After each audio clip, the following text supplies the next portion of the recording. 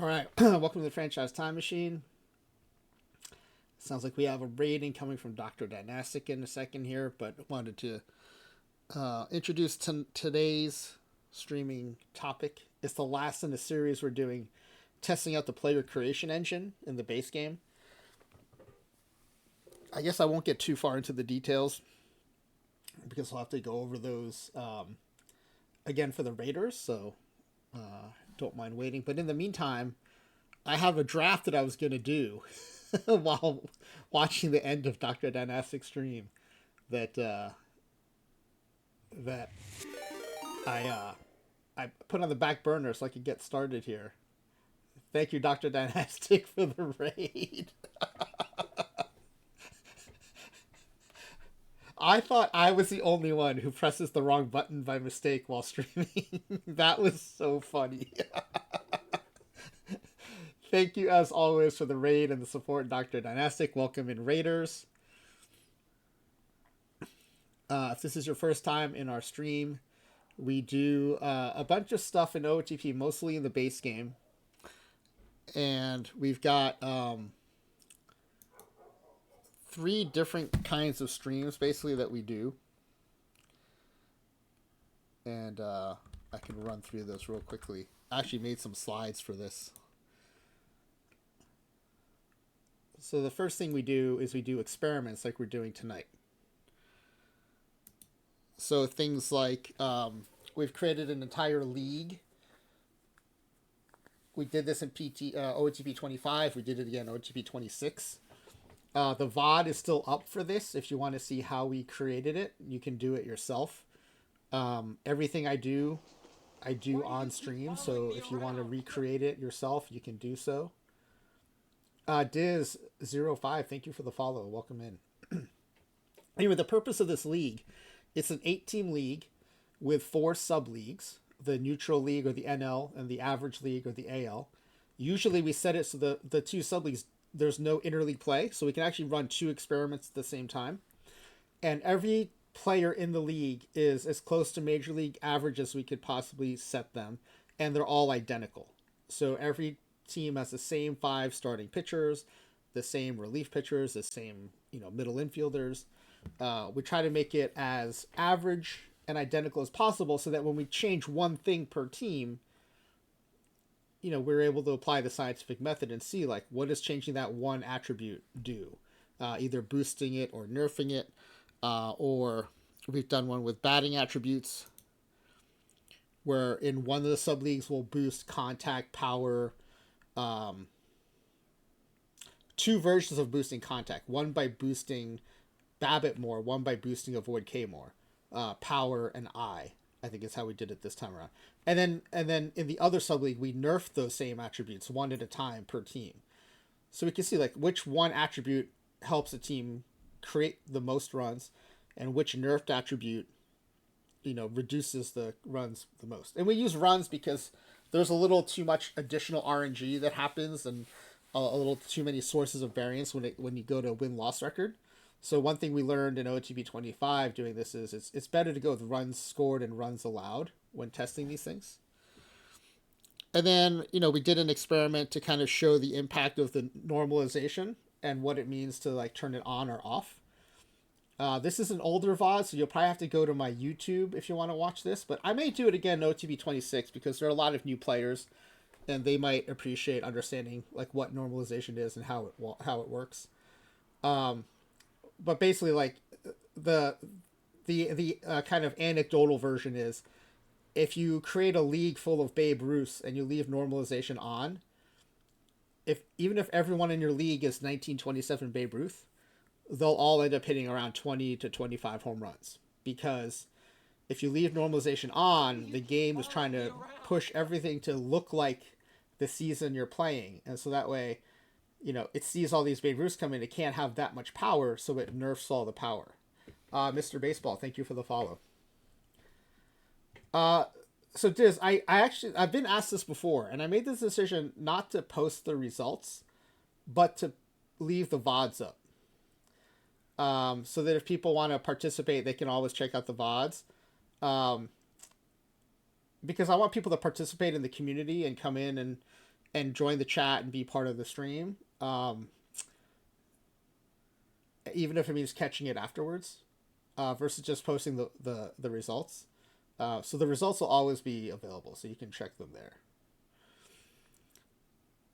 So yeah, so if you leave normalization on, you'll have a bunch of 1927 Babe Ruths hitting 20-25 home runs. If you turn it off, they'll actually hit like you would expect a 1927 Babe Ruth to hit like. We also, in one of those experiments, we inadvertently also showed the starting pitcher bullpen boost, which is when you move a starting pitcher into the bullpen, their stuff is increased, and we also inadvertently showed that in one of our experiments. We also do theme simulations, so we do things like Father's Day sim, where we built the greatest father-son roster. Now, we actually couldn't get all the best father-son tandems in there because we need pitchers and catchers, and second basemen are hard to find. But it's the best roster we could put together, so that was a lot of fun. Early on when I started streaming, Laptop Hound was really into the Kitty Bransfield card in PT25, and I've always been a Dave Stieb fan. So I made a roster of all Kitty Bransfields and Dave Stiebs to play in the 2023 Major League season. And also things like when Ricky Henderson passed away.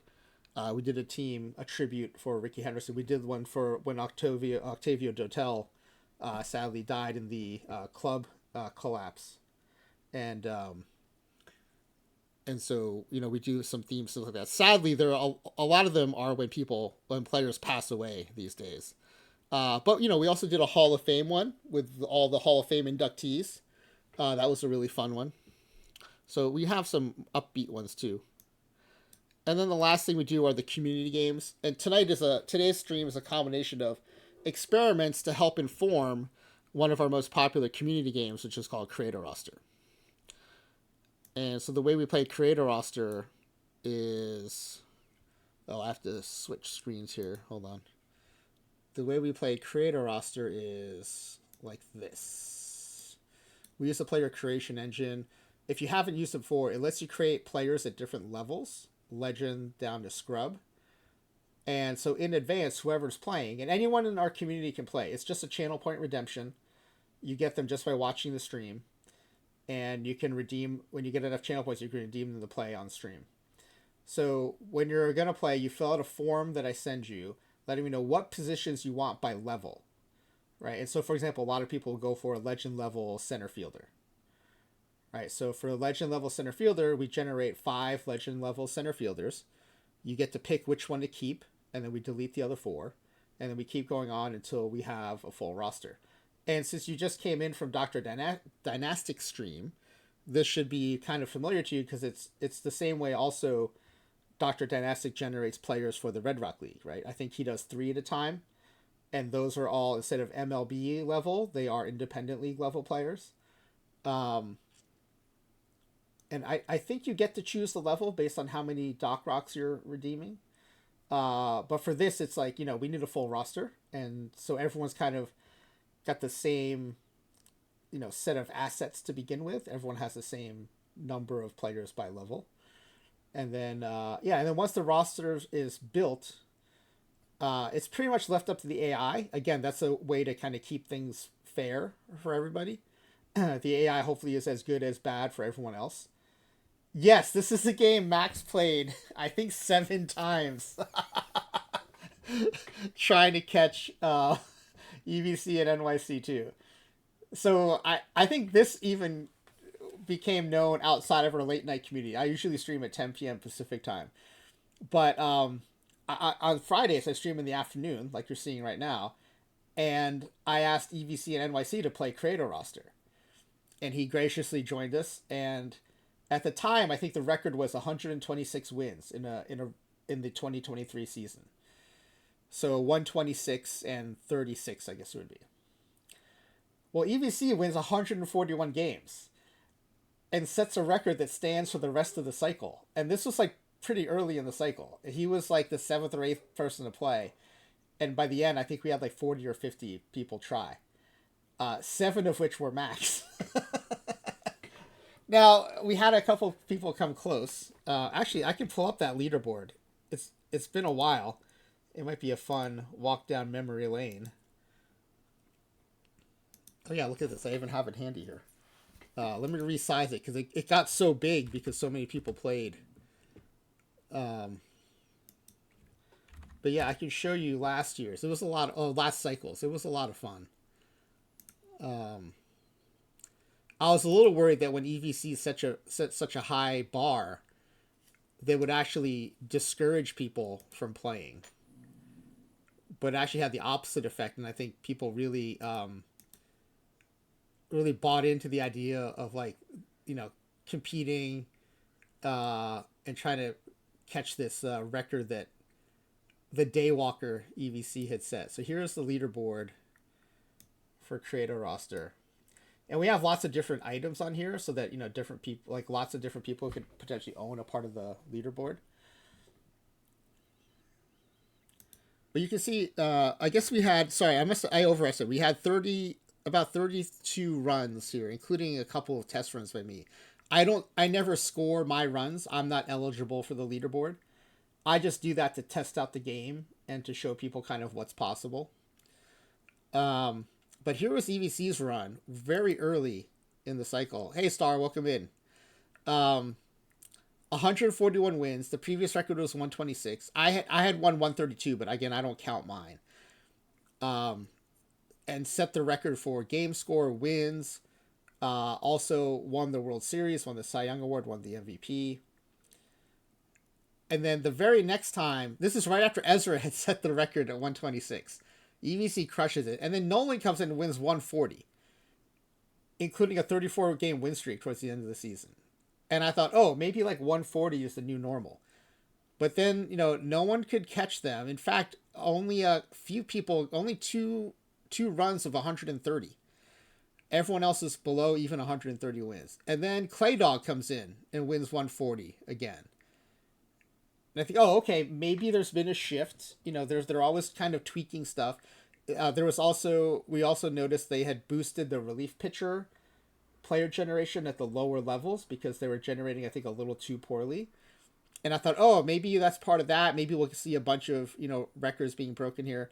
But then no, after Clay Dog, no one gets close again. Well, Max got close. He won 139. That was the third place score. I guess there's a tie for third, so it's the fourth place score.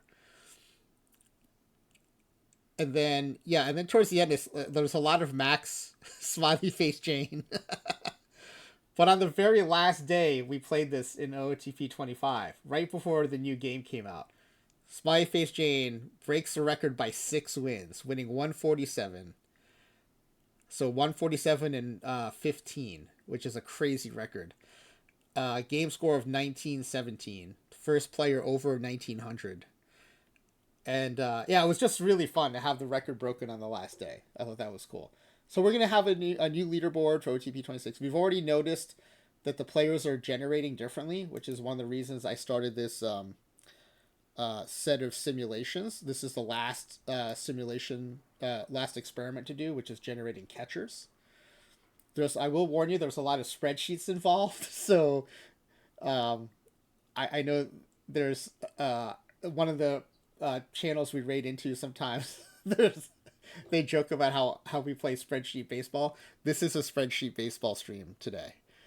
And then tonight, if you're able to join us at 10 p.m. Pacific time, I'll be using everything we've learned in these player generation experiments and doing the first official test run of Creator Roster in OOTP26. And then if that goes well, we'll go ahead and open that game back up to the community for the new game. There is a chance that we may have to tweak a few rules because of the things we've learned about the player generation. Well, you don't have to do the math, Bull Ghost, but you might have to watch some math. So yeah, so this is probably the most popular of the community games is the Creator Roster. We also ended up having 3 other versions of Creator Roster because it was so popular. The first new version was Lowball. This is where we swap the scrubs and legends. So you get 2 legends and 4 scrubs. And you try to build the worst team possible.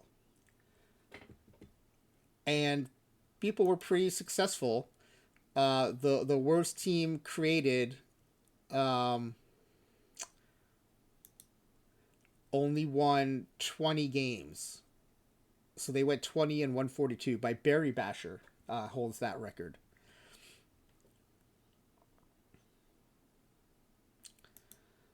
And then Studs and Duds is a new version that I rolled out kind of late. I think we'll roll it out earlier this cycle and see if we can get more people playing it. This is where you get 6 legend level players, but everyone else is bench or scrub level. And it's basically seeing, like, can a few players... yeah, so a little worse than the Red Sox, right.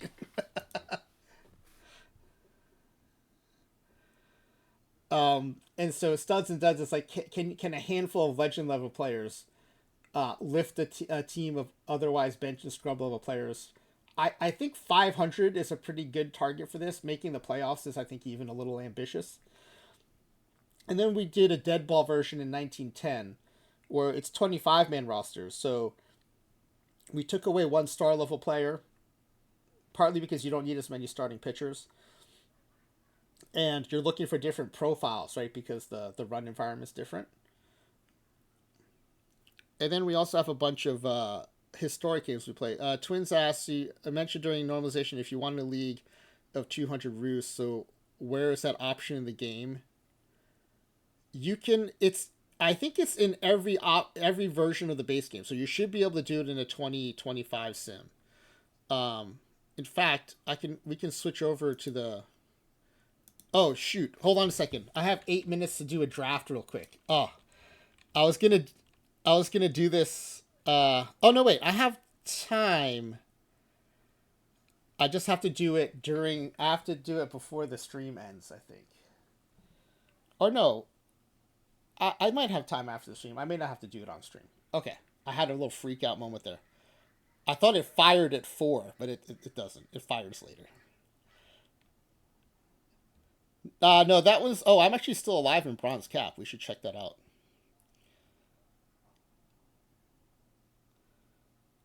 Yeah, I was thinking of Friday Night Live, and I was thinking I had to draft it before I started streaming. And my mind turned that into it fires when I start streaming. Oh, we're in the semifinals, but we're down 2-1 to the Asbury Springboks. Who is that? Oh, Hipponedoc. Is Hipponedoc in the chat? I know I've seen Hipponedoc in streams before. So yeah, Hipponedoc up 2-1 against us here. Let's see how that's been going. Oh, we lost the first 2, and they came back to win the third. So we had a full 5-game series leading up to that, so we were not rested at all. Let's see what... let's see if Hipponedoc got any rest. Nope, they're in the same boat. They had a 5-game series against... Is this Mr. Audit?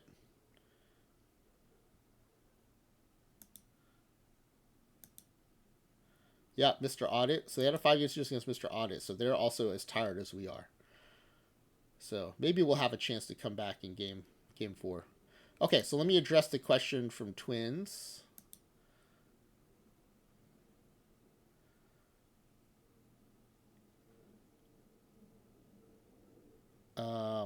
Let's see.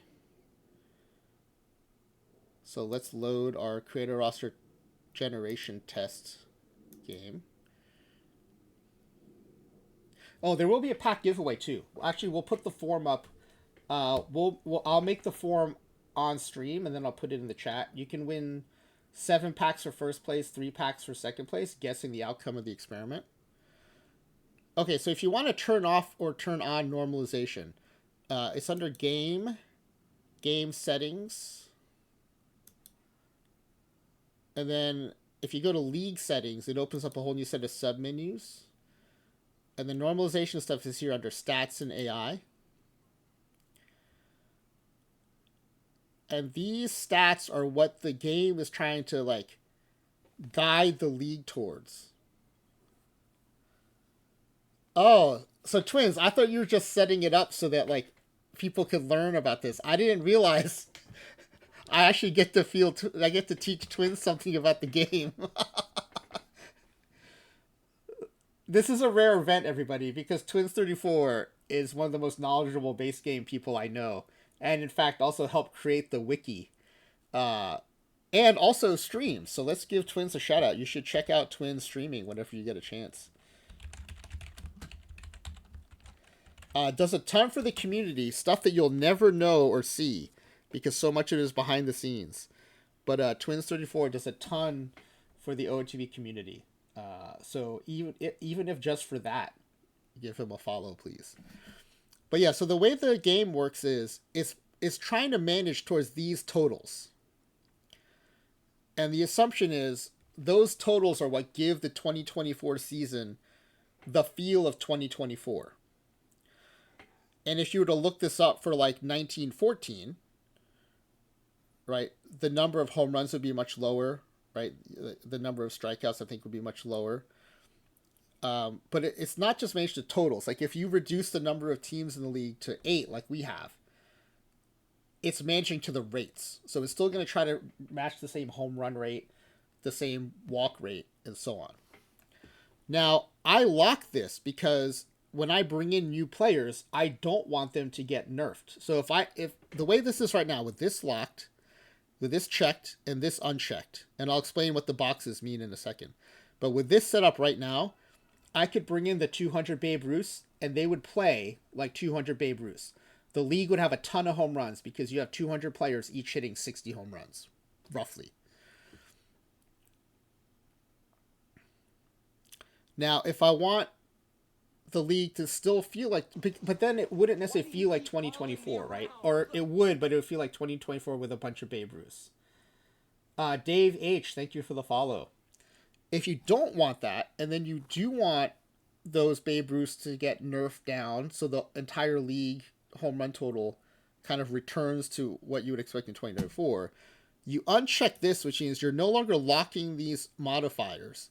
And then you check this, which means it's going to auto-calc the modifiers.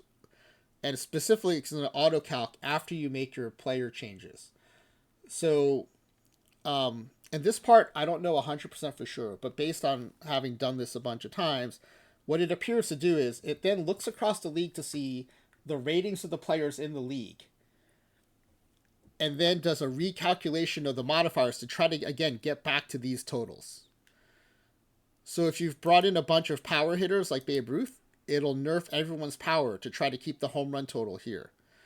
If you bring in a bunch of Ty Cobbs, it'll nerf the hit totals, right? And so you won't have a bunch of players hitting 400. You know, they'll all end up hitting like 350 or 360. Babe would be 129 in 2024. And so this is how you can use the modifiers to either really draw a hard line and try to preserve the feel of that season, or preserve the feel of that season but let the players you're bringing in play like the players you're bringing in. Oh, Flash, good. I'm glad to hear that. I was worried that this stuff is going to bore people. Yeah, so this is how we do that. Now, for the player creation experiment, it's not as important. One thing that I think would be a great improvement to the game, but I understand it probably won't happen because it only helps a handful of people like me. But when we played Dead Ball Creator Roster, we set it in 1910. And so all these things get adjusted to 1910. But one thing we notice is the players created still look like modern players. Lots of power eye guys, and very few of like the contact BABIP low power, low eye profiles that you might expect for that era. And so, whatever era you play, I think it would be fun if the player creation engine could then, adjust itself to generate players for that era. But I also understand there are probably very few people asking for that. So I try to apply a little bit of self-discipline on what I post in the forums. I usually try to limit it to stuff that I think other people would benefit from too, and not just like my experiments or my very specific use cases. So a recent example, and I think this is important for educating people who want to play the base game more, is if you go to import players right now, and I didn't know this until this season, and I started doing some experiments, and the experiments were not working out the way I expected. And so if you go here, you can, it's under the manager, GM and manager actions, and then sign a free agent. The free agency screen is where you create or import players, right? You can create fictional players, which is what we'll do today, and you can import players too. And it was when we're importing players. And yeah, so Twins referred to it now. I wanted to import Brady Anderson's 50 home run season. And this was even before Twipped, when we got a peak Brady Anderson card. And what was it, 94 or 96? I can't remember what season, but it turns out right now, 96, thank you, Twins. Right now, if you import the 96 Brady Anderson, the 1996 Brady Anderson, you actually don't get the 1996 Brady Anderson. You get a 3-year blend. And so instead of getting a 50 home run profile with that power, which should be around a 70 to 80 power rating on the 20 to 80 scale, you get one that's like in the 50s or 60s, because that 50 was so out of character, and then the seasons around it were, I think, like in the 20s. And so you get a blended version, which is not the 1996 that you're expecting. You could escape V, but there's no option for selecting just that year right now. But I said that when I find things that I think lots of people benefit from, I do then post that to the forums, and I did. And to OOTP's credit, Matt, one of the developers, was very quick to respond, and it sounds like they're working on that for an upcoming update. And so I've postponed all of my historic games and historic sims where bringing in players from a specific year.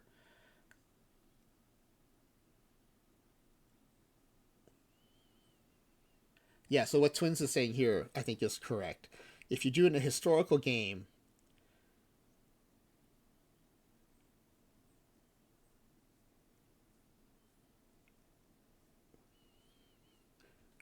yeah, so yes, I believe that's right. But in a custom game like we set up, or in 2025, which is its own type of custom game because it's today going forward, you will get the 3-year blended version. And right now, there's no way to control for that. You can't adjust that. What we've asked for is just a way to toggle between the 3-year and the 1-year.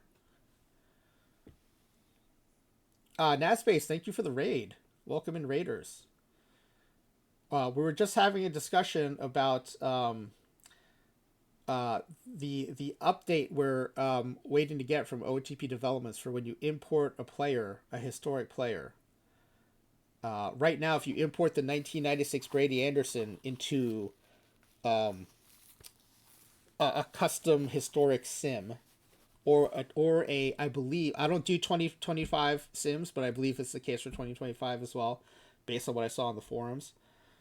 You actually don't get the 1996 Brady Anderson. You get a blend of 1996, 1995, and 1997. Which for a lot of players is probably fine. If you're looking for the 1927 Babe Ruth, it's probably not a huge deal. But for a lot of these sims, we're looking for that peak season because it's a peak season. And for a case like Brady Anderson, it's like the peakiest of peaks, right? He was nowhere near a 50 home run hitter on either side of that. And so if you're expecting the 96 Brady Anderson, it's actually very disappointing. And I had the other thing where we started noticing it that too is every time we would bring in the 1972 Steve Carlton. Now, Steve Carlton was a great pitcher throughout his entire career, but the 72 season was an incredible season. And he was actually like much more average on either side of 1972. But I keep bringing him into like these all-time great teams, thinking, "Oh, this is like one of the best pitcher seasons ever," and he's only like so-so. And now I understand why. Um, he's getting averaged out with the two seasons on either side, which for a normal pitcher would still be pretty good seasons, but for Steve Carlton are definitely like, way below that 1972 bar that he set. That 72 season is the one where he won like almost 30 games and the team won 59 games. So he was insanely good that year. And he was like just pretty good on either side of that year. But if you're importing him expecting that insanely good season, you just won't get it. But and my understanding is, like, I can talk about this because it was, Matt discussed this publicly in the forums, that they are working on bringing us the ability to import just that season from now on. And hopefully this also helps some of you who may have been doing this in the past and were kind of puzzled by some of the results you got. This might be part of what was happening, is that you were importing a 3-year blended version of that player without knowing it. And I was doing it without knowing it, and I do this all the time. So I thought it might be helpful for other people to know that too. But the good news, again, is, OOTP, very responsive as usual, are working on a fix for that. Yeah, Scafey, that is one of the craziest seasons ever.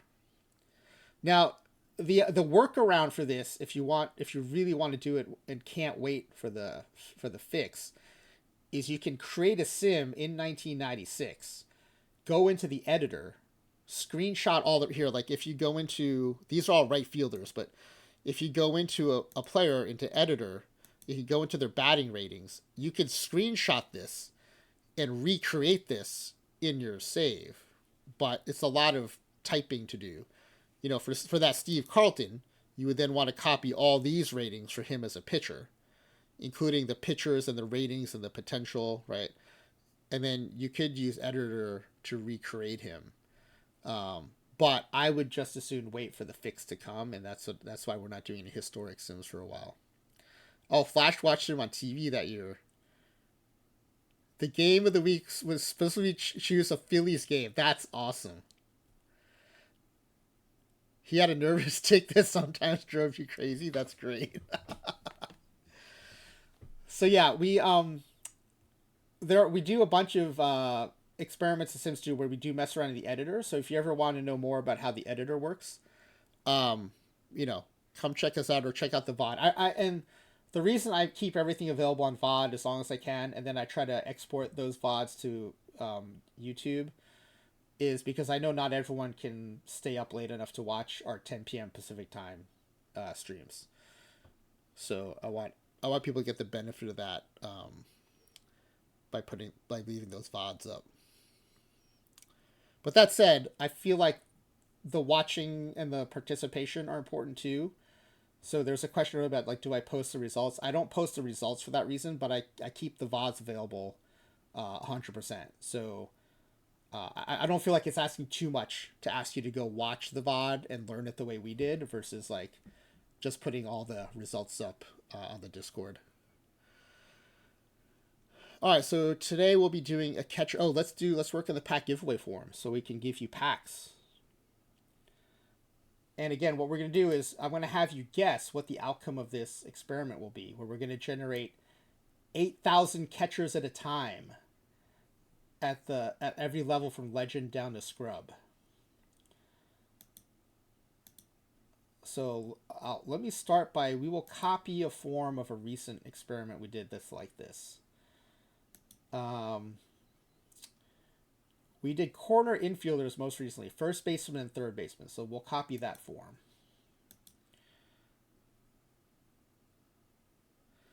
Packs from on.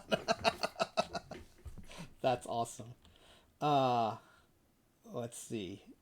This is episode 326.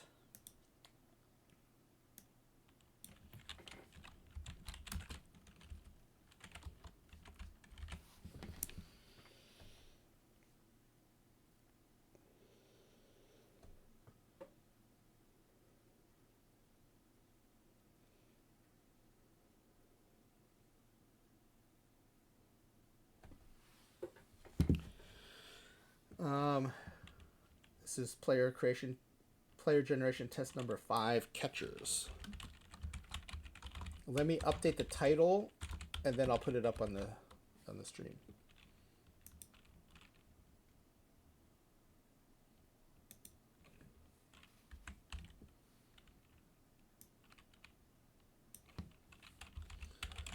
Now, the player creation part, of course, is in the base game. The crunching of the numbers to figure out who wins the packs will take place in Google Sheets and in pivot tables. So it will be a very nerdy spreadsheet stream today. Okay, so in today's stream, and what I like to do is to do the pack giveaway form on the stream so that if anyone has questions, you can ask me before the form is out there.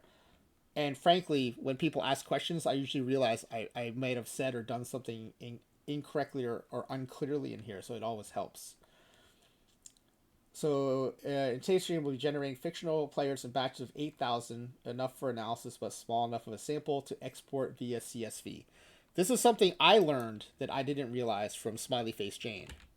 Let's give a shout out to Smiley Face Jane, who does stream now. Smiley Face Jane, one of the best PT25 players, continuing to be great in PT26. Has been a longtime member of our late night community and has started streaming. So if you want to learn how to be better at Perfect Team, I feel like the best way is to watch really good Perfect Team players stream. And Smiley Face Jane is one of the best. So check out Smiley Face Jane, give her a follow. Very often streams after my stream. So I stream usually from 10 p.m. Pacific till around midnight, 1 a.m. And then if Smiley Face is going on, we will always raid into her if that's an option.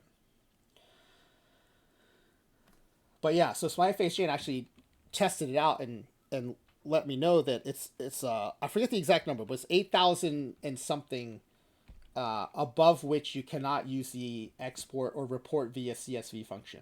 So we just decided we'll just run these at 8,000 so that we can keep using that function.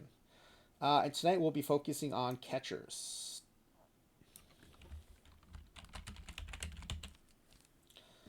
For our pack giveaways, the big thing is for our pack giveaways, you do not have to be present to win.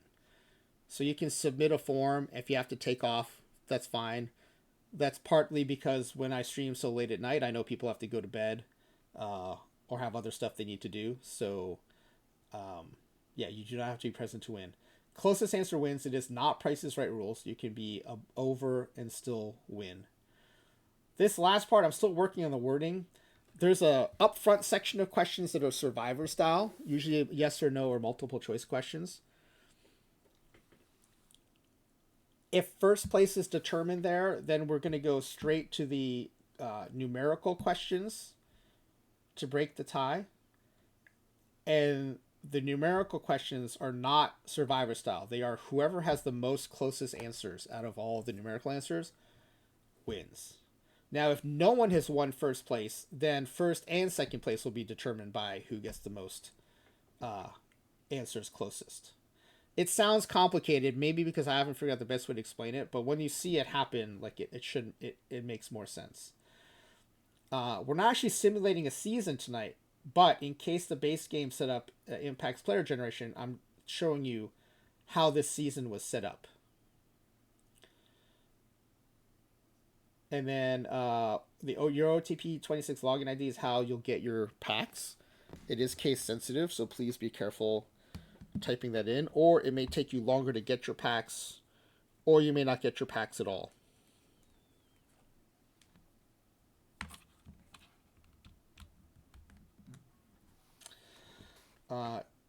Twitch username we'll just be using during the stream.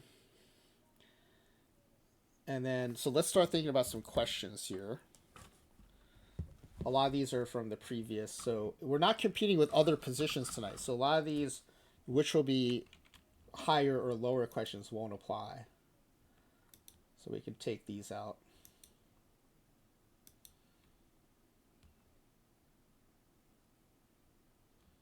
You know, maybe we'll end up going just straight to the numerical question, because a lot of these survivor style questions were comparing the two positions.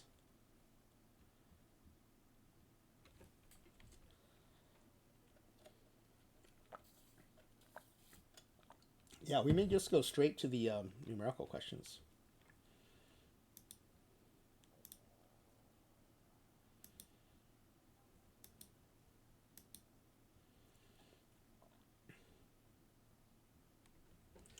Okay, let's see. Where are the power and contact questions? Okay, we don't have any, so we're going to add some in here.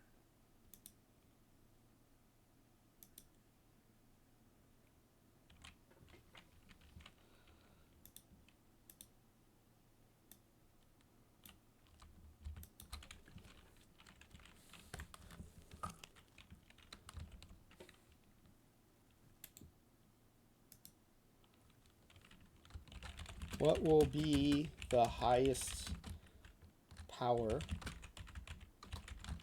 rating out of 8,000 legend level catchers?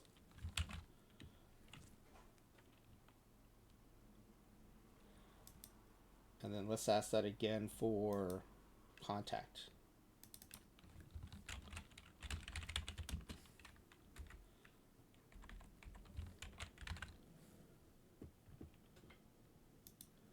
You know, as long as we're doing this, let's try I too.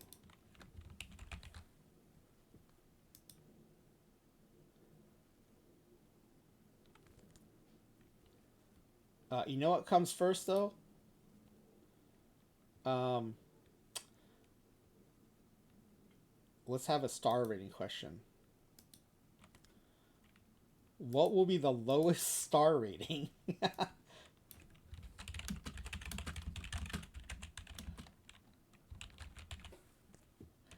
This is 0.5 to 5.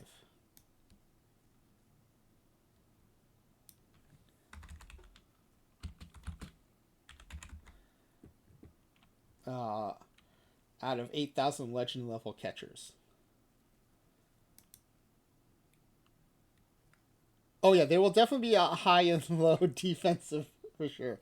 So in OOTP25 playing creator roster, we actually saw a 100 defensive shortstop, which I had never seen before. I had seen above scale defensive shortstop, but never a 100. That was pretty awesome. Now we know. You know what? Here's another question we'll ask here.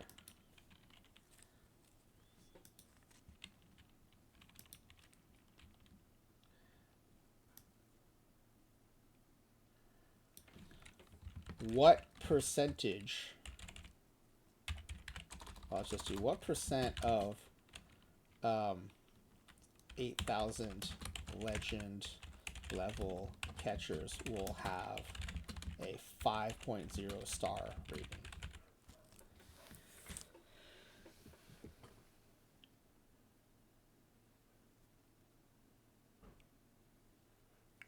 Oh, is it already in the beta? I was a beta tester for the closed beta. I don't know that I'm in the beta testing for the patches. I will. Is that a Nicolino question? Do I ask Nicolino? Oh, I'm still a beta. Okay, I am still a beta tester. Okay. All right. Let me connect with you off stream, maybe in Discord Twins, to find out how I can get those beta patches. I'm sorry. I thought I was done when the closed beta was over. I mean, not that it was a bad thing. I was very happy to do it and glad to be able to help out. But I thought it was done when the new game came out. But thanks for letting me know. I will definitely look into that. Yes, I do want to test it because I would love to make sure I'm giving them feedback on like what's working and what's not. So thank you for that. Yeah. So what percentage of the legend level catchers will have a 5.0 star rating? No, you know what? Finally, I am a little bit of a slacker on stuff like that. There are like, when it comes to reporting stuff for the benefit of the community, I feel like I do a decent job with that. But on the follow up, I know I'm pretty terrible, and like not even knowing that I was still a beta tester after launch, a good example of how I sometimes have blinders on. Yes, I'm still beta testing how to be a beta tester. All right, so what percentage will have a 5.0 star rating? And then what star rating will be the lowest we get out of legend level?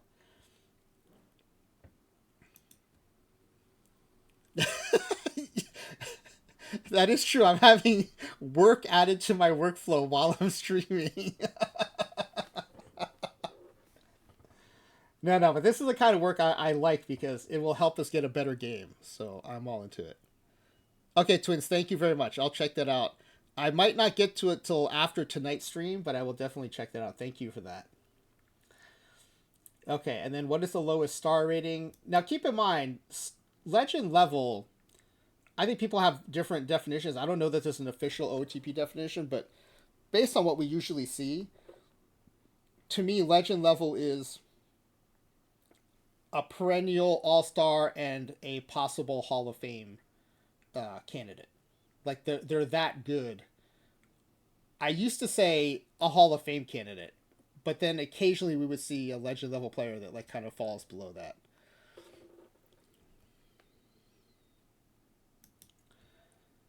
And then yeah, so we will get sub 5-star ratings. That's one hint I can give you. There are ratings 5 star ratings below 5 that you can expect.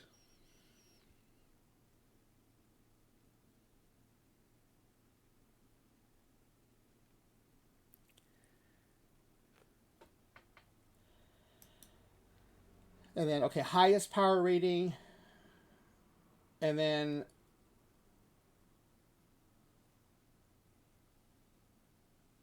so we have lowest defense rating. I think we'll ask highest defensive rating. Or you know what? Let's ask for highest. Let's keep this lowest catcher defensive rating.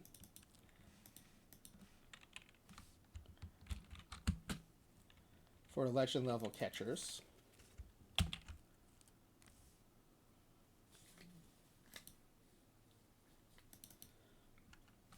I could ask highest, but I mean, there are occasionally off-scale high defensive catchers, but that doesn't seem as interesting of a question.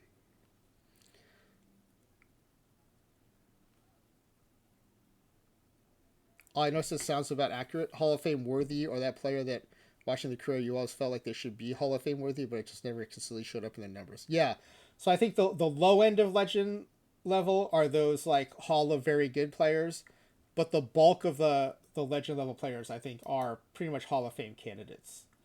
Idolatro15, thank you for the follow. Welcome in. But I think asking for the lowest catcher defense rating, I think will be an interesting question. Let's also, how about stealing? What will be the highest? That's a good one. Let me move. Let me copy this one. What would be the highest stealing? How many early Bigios are there going to be in here? What would be the highest stealing? I think it's STE, right? Out of 8,000 legend level catchers. And then the lowest defensive rating, I think that'll be fun. And then we have a bunch of questions that I think are really interesting, which is what percentage of legend level catchers will have a defensive rating for, let's say, center field? And then let's say the same thing for shortstop.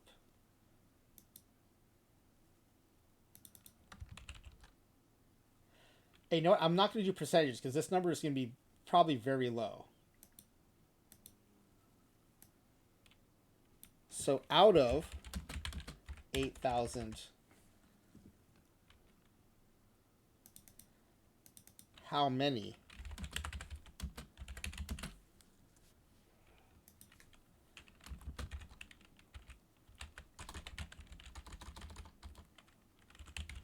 Please answer with a number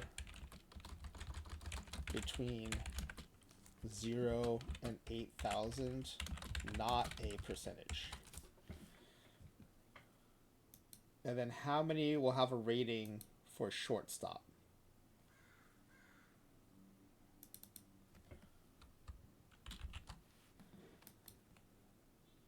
Oh, wait, yeah. That'll be interesting.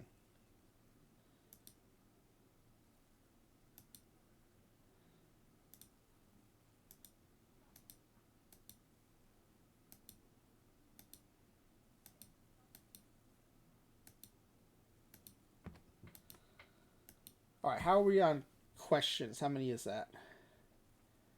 1, 2, 3, 4, 5, 6, 7, 8.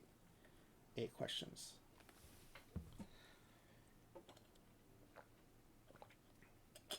I know a way to make this a little more interesting.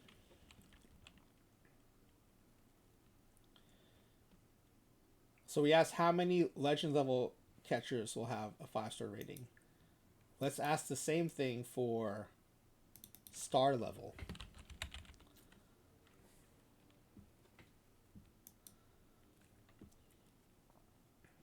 And then let's also ask lowest star rating out of 8,000 legend level catchers. Let's ask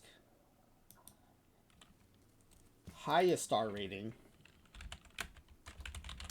out of 8,000 scrub level catchers.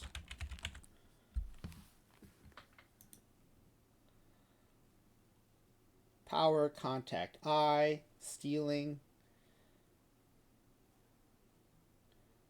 lowest defensive rating, and then positional flexibility. How many catchers can play center field? How many catchers can play shortstop?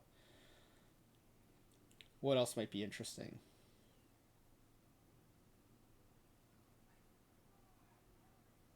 Oh, I've got a good one.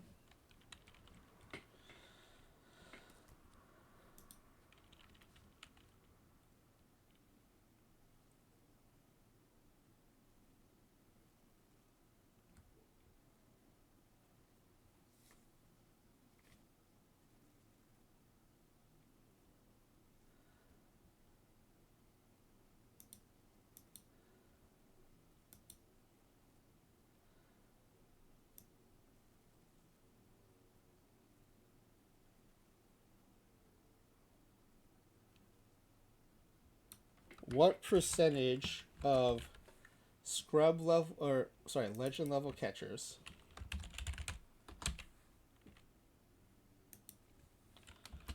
will be switch hitters? That will be a fun question. I like that one. I have no idea, but I'm going to make you guess. All right. I think we're good. Let me just double check the questions, make sure I don't have any confusing mistakes here. All right, what percentage legend level will have a 5-star rating? What percentage at star level will have a 5-star rating? What will be the lowest star rating out of the legend level catchers? How many left-handed throwing catchers? That is also a good question. Let's add that one. I like that one a lot. We'll throw left-handed.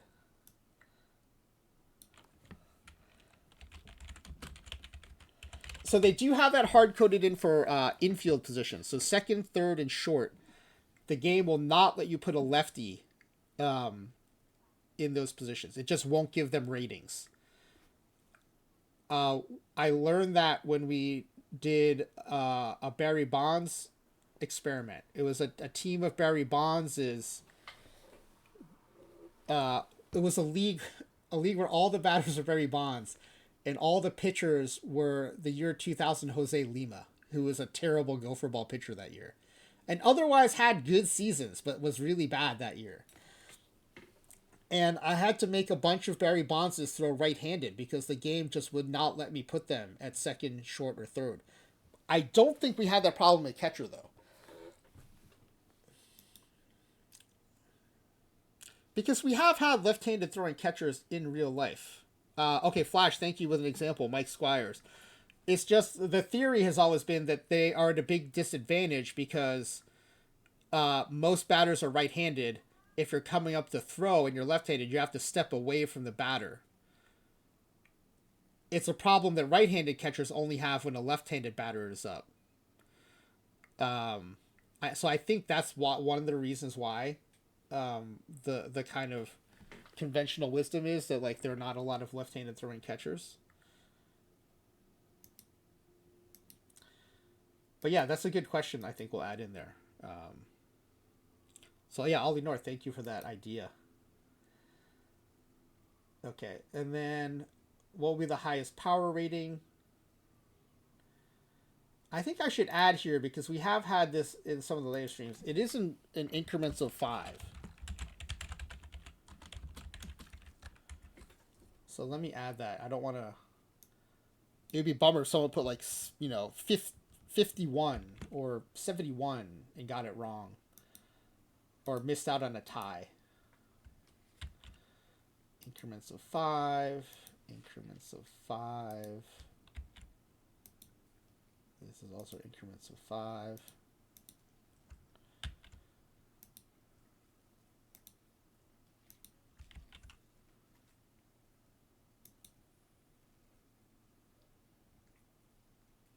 Okay, I think this is good.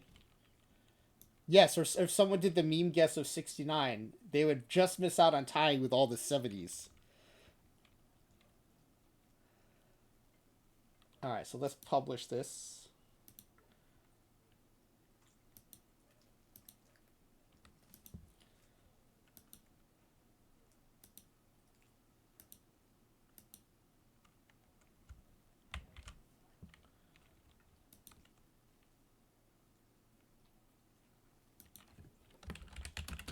Link to form for tonight's 10-pack giveaway.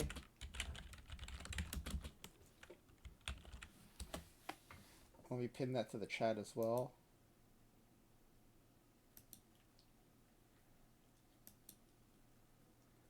And we got an ad roll starting in 6 minutes. So I'm going to go ahead and just go ahead and fire ads right now to get that out of the way. I'm also going to refill my water. And it'll give you a chance to start filling out that form. Because I can't start generating players until the form is closed. Alright, see y'all in a few minutes. Good luck with your pack giveaway forms, and I will be back shortly.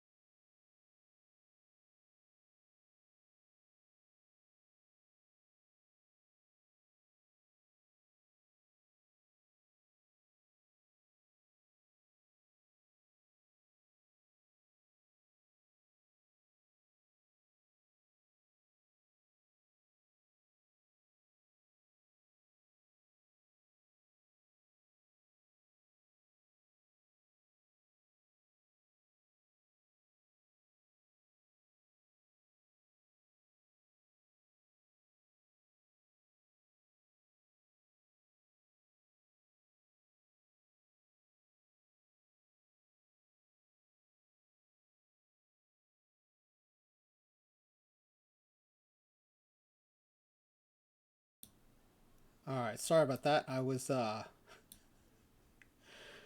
was checking out the draft. I have it on a little bit of DVR delay in the other room, and I saw the Seahawks had made a trade, so I was just looking at the details of that trade before hopping back on the stream. Also, Shadur Sanders continues to slide.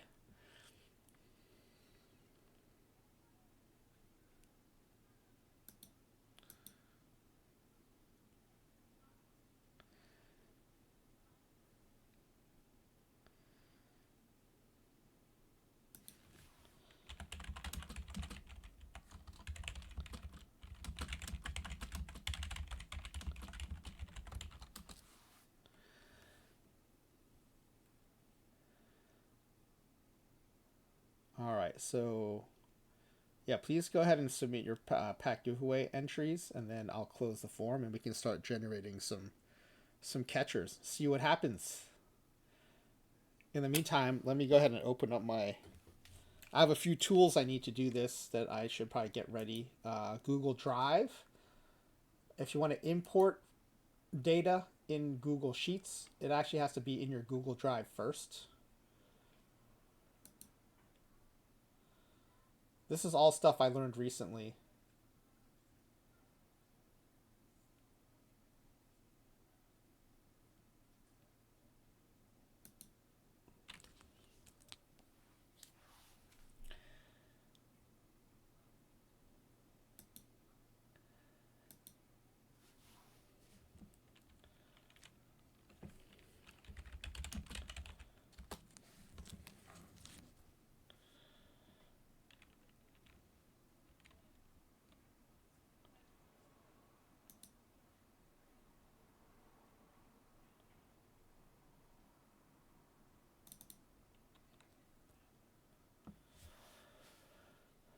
Okay, I think I'm ready to go.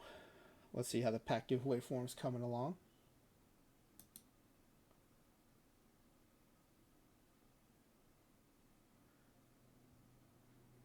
All right, we don't have a lot of takers today. That means pretty good odds for those of you who are participating.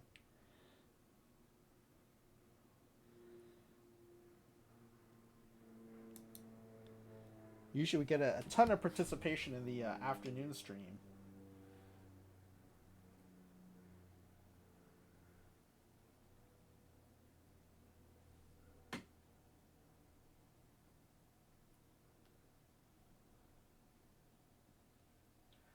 But if you are working on yours, let me know so I don't shut you out of this.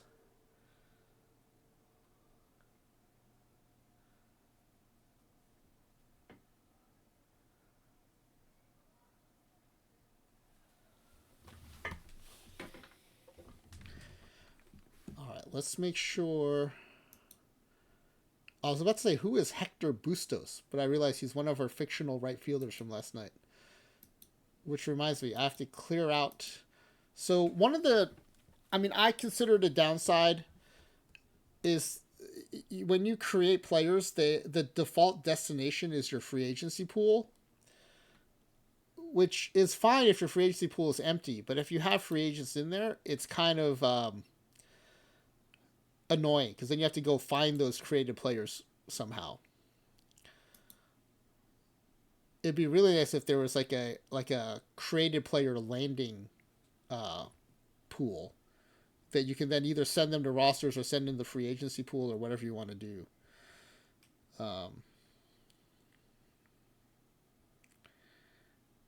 Yeah, Ollie North, I have no idea on these ratios. Some of these ratios too. Some of them I have an inkling based on the tests we've done at other positions. But one thing I found is everything we learned in OOTP25 is subject to change in OOTP26. A lot of the ratios are very different. Not good or worse, but just different. In terms of like how they play, even with the different profiles, they seem to be playing just as good.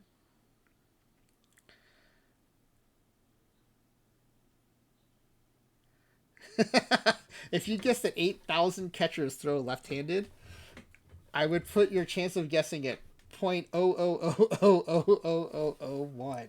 Maybe more O's. Maybe not enough zeros in that. I never guess 100% or 0% though. In fact, it always drives me crazy when I see the weather reporters on the meteorologists on TV saying there's like a 0% chance of rain today. I'm like, I don't know, shouldn't you at least put 0.1% chance no matter what?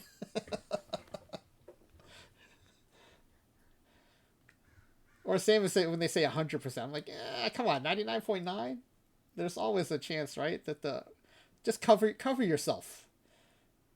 CYA. But I guess they're that confident in their models that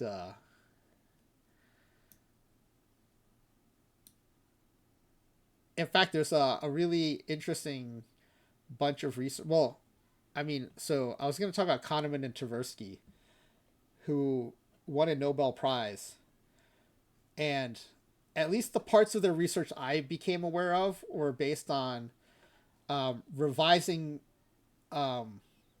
predictive financial models based on irrational actors. So a lot of economic models are based on rational actors who are like hyper rational, and it doesn't take into account how people actually make decisions. And so they basically kind of the intersection of psychology and economics. And they showed, like, they determined there are these curves that on the edges, when there's like an overconfidence interval at the edges when people say like 100% or 0%. That's true, Tom. They do have no incentive to be accurate. So that, like, predictive models over underestimate things because they assume pure rationality when instead humans are irrational. And for example, you will have people saying that there's 0% chance or 100% chance of things happening when there's always like some, however minuscule likelihood of that event happening or not happening. And so the stuff I found really interesting for the research is like the kinds of things that happen on those edges, right, where people are over or underconfident. Okay, so I'm about to close the form. So unless you want to hear more economics, psychology, and spreadsheet talk, go ahead and submit your form so we can close this and get going. But yeah, so always check your free agency pool to make sure it's empty. And in fact, go to all players, because sometimes it'll default to an all batters view or an all pitchers view. And then you'll think you're okay, and then you'll import a bunch of players. And then you'll find that you had a bunch of like existing free agents now mixed in with your imported or created players because you didn't clear them out.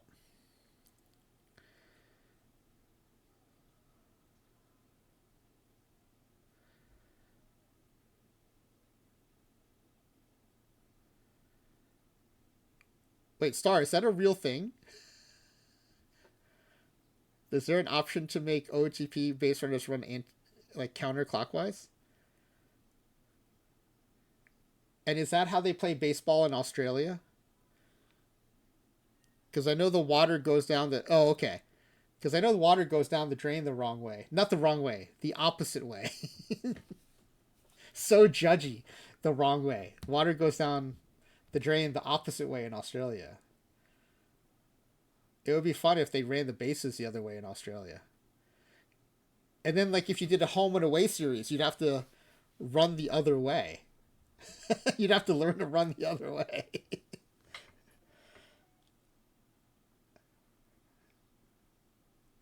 Wrong was right. Don't feel pressured by reverse Greenland.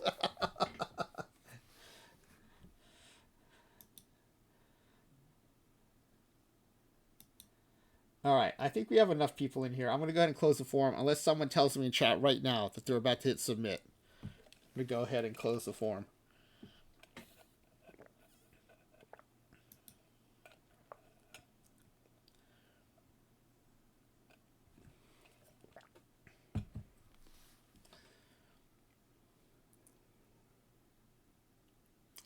All right, here we go. Going to close the forum. There are 70 of you in the competition today. Good luck to you.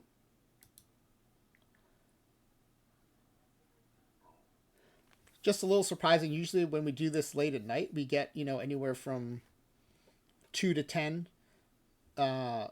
Usually it's a lot higher in the afternoons here. But that's better odds for you guys, so good luck to you. All right, let's take a look at these guesses.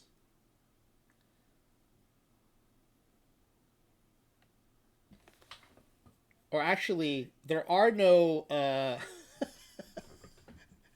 there are no yes or no multiple choice guesses to review in advance. So let's just go ahead and start generating. Yeah, Find UV. I think everyone's in the same boat on this one though. So I think everyone has a decent chance of getting this right. And with the new format, you know, everyone's in the running. I do like this new format better for the numerical questions because they're always in arbitrary order. Other than the season win totals for something like Creator Roster, and that's why that one's the last of the Survivor section. All the others are, I think it's better that we go with the whoever gets the most right. All right, let's go ahead and start generating players. So first we're going to do 8,000 legend level catchers, and then we're going to go down through all the levels.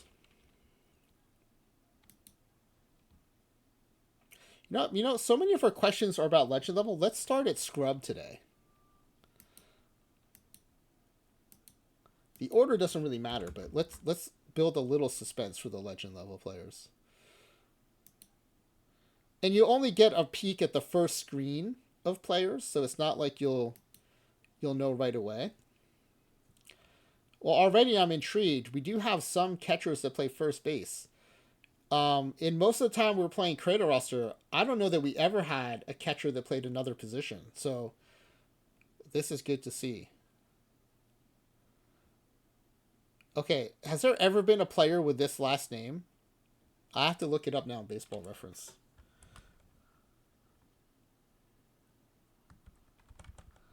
Hold on, let me pull up my BREF.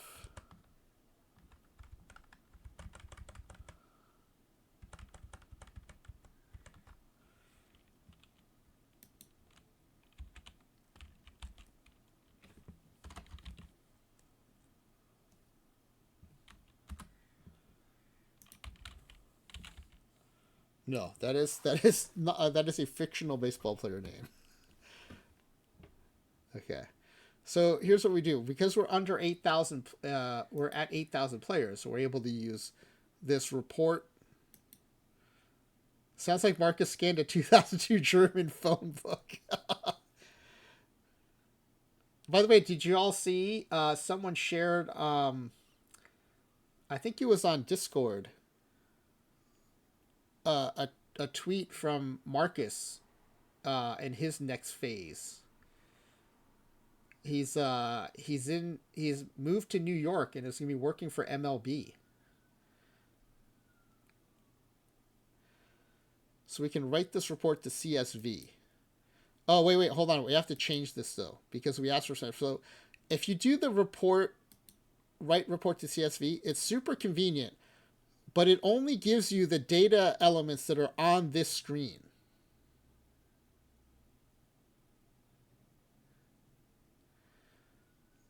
And one of the things that we asked about was how many will play center field. So let's go ahead and add that in.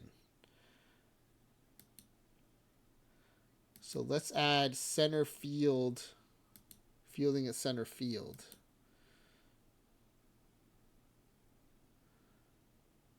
Now we can take out, well, we can take out this scouting accuracy.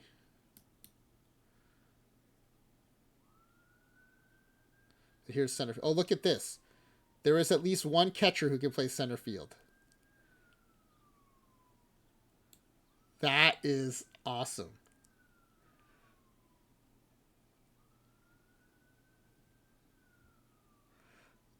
All right, so hold on. Let me delete the one I just exported. Now, if you're wondering where they export to, I'll show you in a second. I'll leave the hold on. I'm distracted. Let me get the folder open first. Um yes, we do need catching overall. Thank you, Star.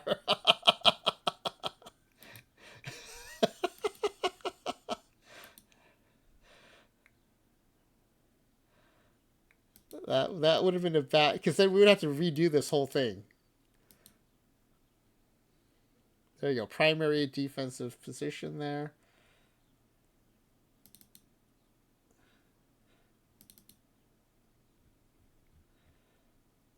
It's kind of good that we have to regenerate this because I'll get to show you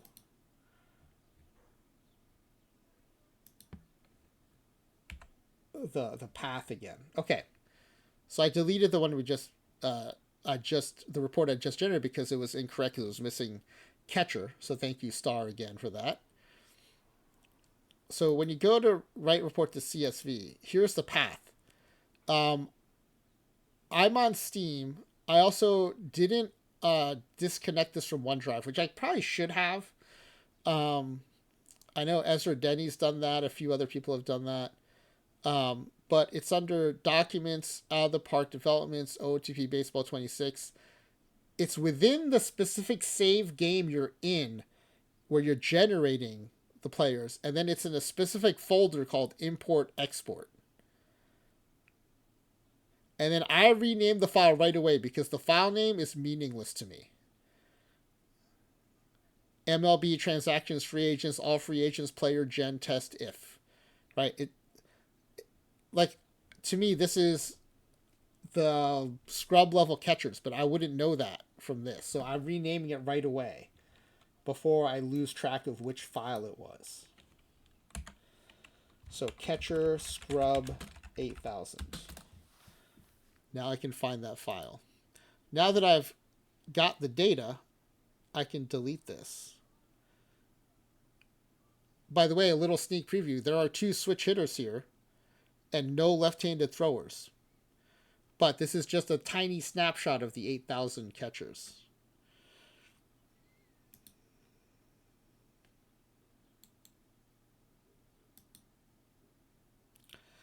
All right, now let's do the next level up is bench level.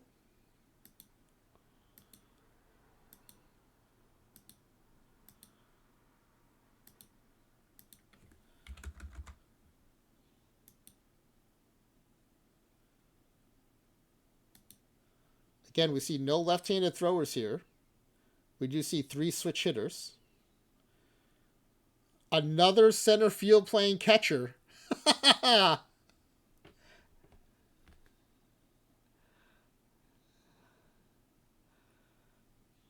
I'm pretty sure it was in their Flying W. Maybe I forgot to put it in, but I'm pretty sure it was in there. It would have been right before or after the left-handed thrower question. So let's write this to CSV. Again, there's the path.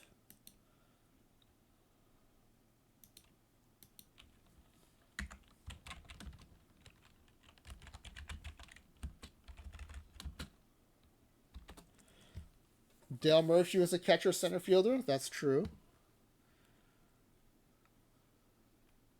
Well, if you're just missing that one question, Flying W, you'll still have a chance. That's one of the beauties of the new format.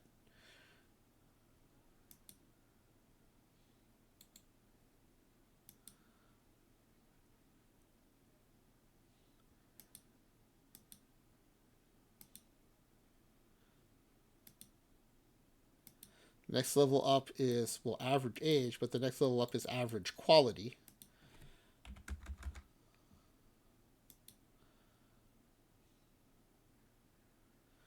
So even at average, you do see there's a 4.5-star player there.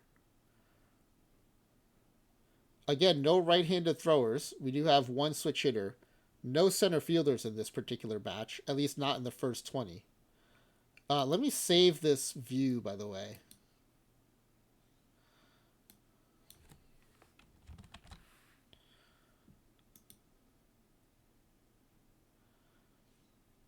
All right, and then let's export this. This is average level catchers.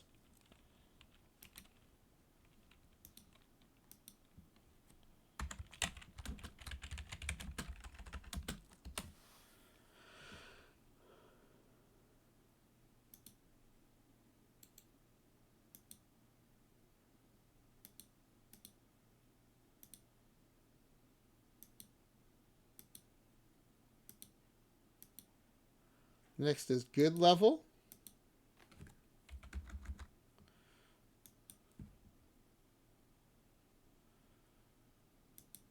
We have a catcher third baseman. No center fielders in this batch. Still haven't seen a left-handed throwing catcher yet. We have 4 switch hitters in this group, though.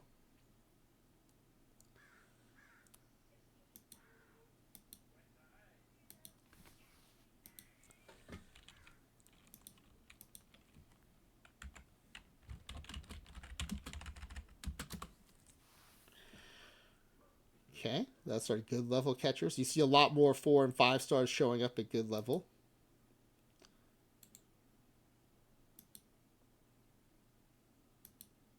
One of the pivot tables will show you a distribution of star levels by level.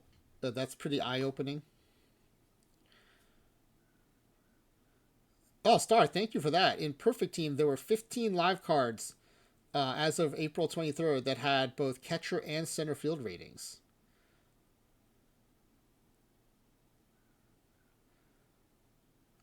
Wait. If they were live, how could they be NEL cards?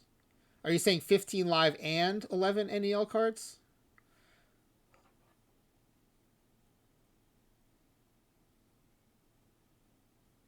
I'm a little confused by that part, but yeah, the live cards in particular have lots of position playability. Oh, okay. In PT25, not necessarily live cards in PT25. This. Oh, sorry. Live was from PT25. Wait. I'm still confused. Did you mean PT26 or? I'm still confused. Sorry.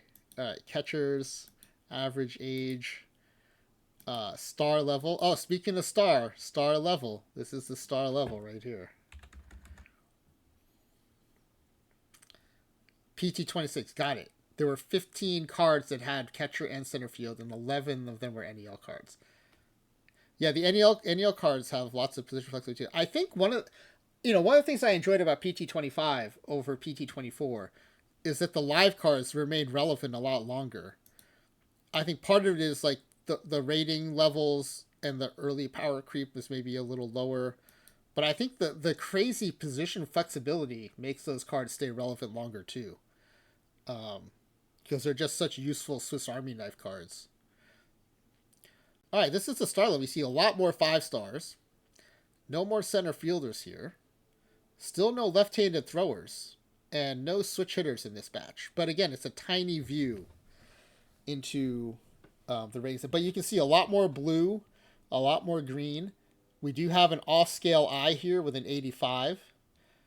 The power still, though, compared to other positions, still a little underpowered relative to other positions. All right, let's go ahead and export this file. And this is the star level.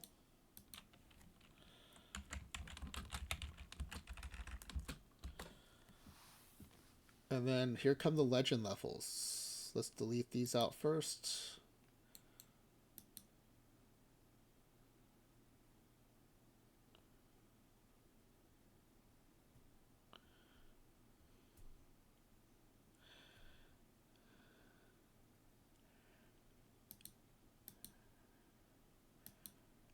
All right, catcher, legend level, average age, legend level.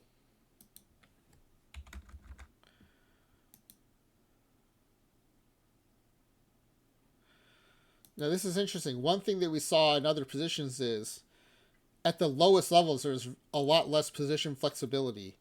We're still, even at legend level, we're not seeing a lot of position flexibility here, but you see how much more blue there is at the legend level. Almost all 5 stars so far. 2 switch hitters, all right-handed throwers so far still.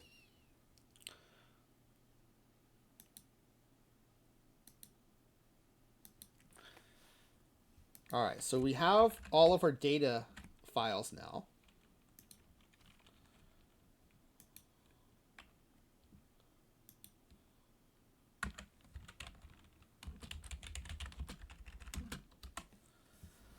All right, so now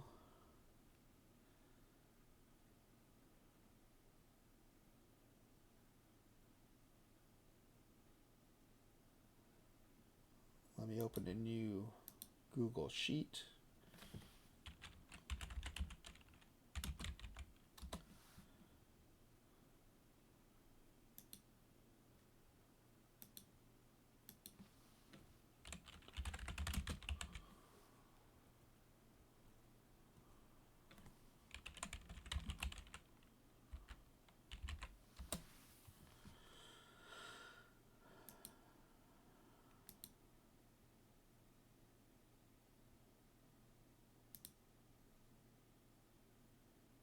Okay, let me put the sheet here in the stream.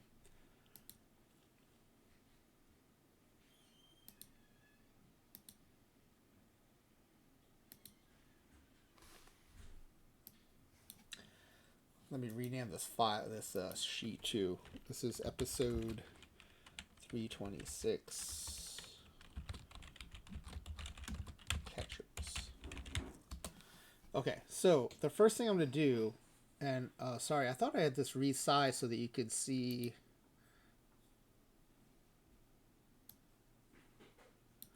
Oh, you know what? I need to resize the window then. Hold on. I want you to be able to see the tabs so you can see what tabs I'm working with.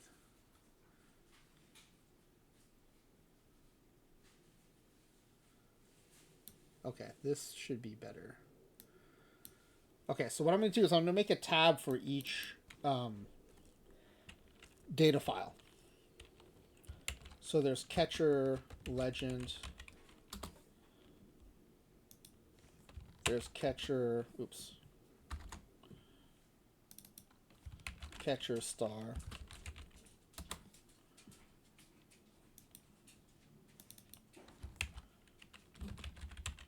Catcher good. Catcher average.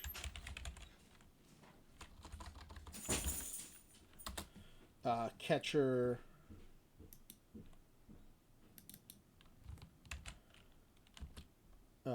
bench. Hold on. Let me close the door and get the dog in here. I think my wife just came home. Hold on a sec.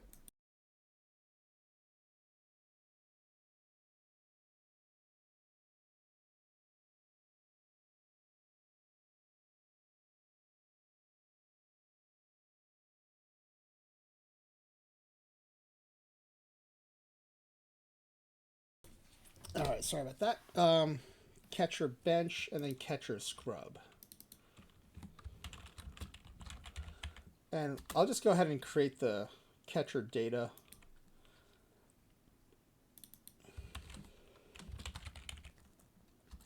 Now we could just append all the data rather than doing this separately, but the problem is the level that they're created is not one of the fields, and I can't lose track of that. So that's why we're going to import these separately. But because I already pulled everything into Google Drive, it's very easy now to just do an import. It's under creator roster test data. You can see outfield, middle infields, corner infield. I just put it in the master. Oh, maybe that's not where I put it. Oh, you know what? I don't think I copied it over yet. All right, Star. Thanks for being here. Appreciate it.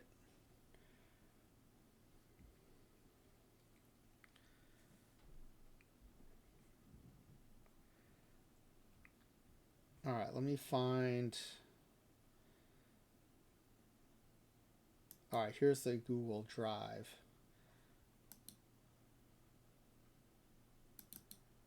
Let me drag these in here. I knew I was forgetting something. I forgot to drag my files into Google Drives. Okay. So once the data is in Google Drive, we should start seeing it pop up in here. Yeah, here's catcher legend. Here's catcher star. It's slowly uploading. There's catcher good, legend scrub. Okay. So catcher legend is what we're pulling in first.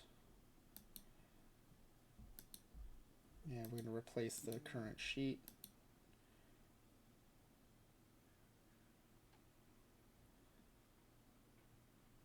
Okay. Now in our master data file, we're going to create a couple of columns. One to accommodate the level, and the other, you'll see here, for whatever reason, OOTP exports the star level as a number plus the word star. We want to get rid of any text, so we're going to just take the 3 left characters here, and we'll do that in the... Oh, wait a second. Sorry, I was in the data file. I did not want to be there. Oh, you know, let's just rename this. We'll rename this catcher legend. Oh, first, hold on. We'll just rename this data. And now I can rename this catcher legend. And now let's move this over here. Move the data over here. Okay. Now we're okay. We're okay. All right. Star level. File, import.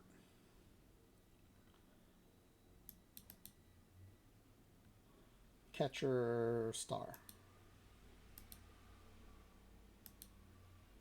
I learned after doing the first few imports that it's better to start with the position as the starting the file name.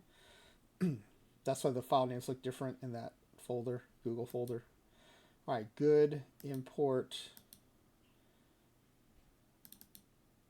See, I started out with the level before. I realized I should start out with the position because then all the catchers are together. Here's catcher good.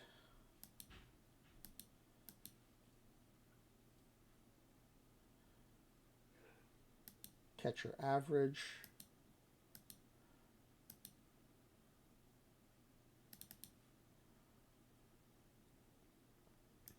Oh, those are closers, sorry.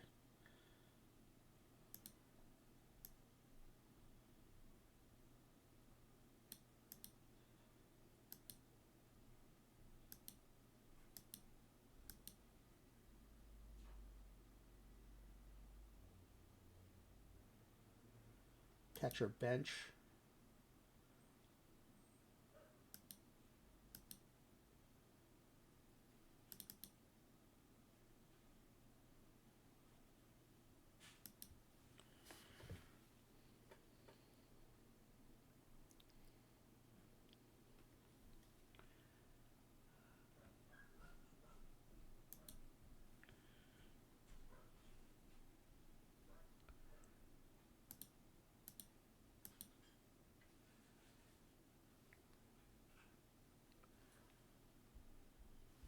All right, and then scrub level catchers.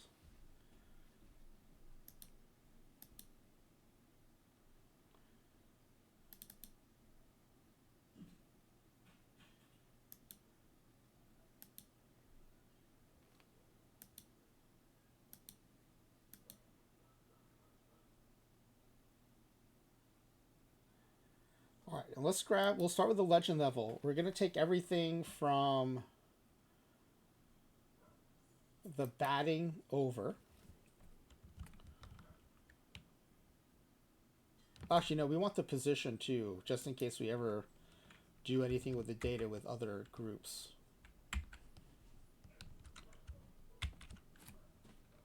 And then we'll copy this over in here. Hold on a second, everybody.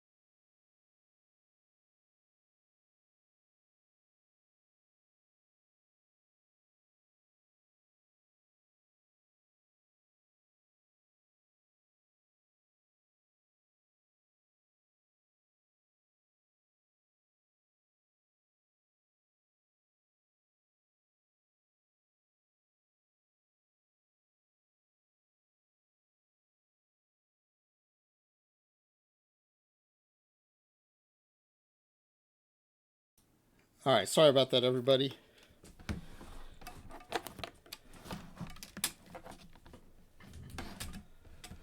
My wife needed the car key. Normally we have a place where we keep it, and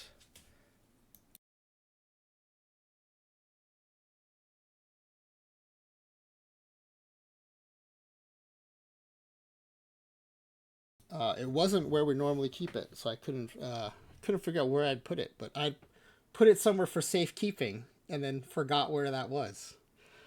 So I had to find it so she could go pick up the girls and then take them to t-ball and softball practice.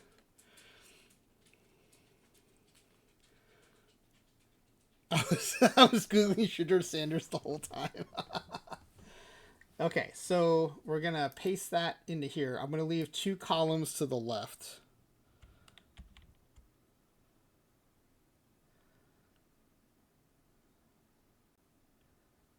And the first column is gonna be the level. And we're gonna number them so that in the pivot table they'll be in order. And then the next will be the overall truncated version. And that will be, there's a command called left, which just takes the left however many characters. We're going to take the left 3 most characters. And then I'm going to jump down to the bottom of this section. And then copy this down. I have to do this now because when I add the next batch, it's going to be hard to find where the legend level ends and where the star level starts. So we have to do that now. And we have to add more rows here. And now we're ready to paste the next group. So go to star level. We don't need we can't take the header row now because it'll be treated like data. So we'll start at the first set of data. And we'll copy this. We'll paste that here.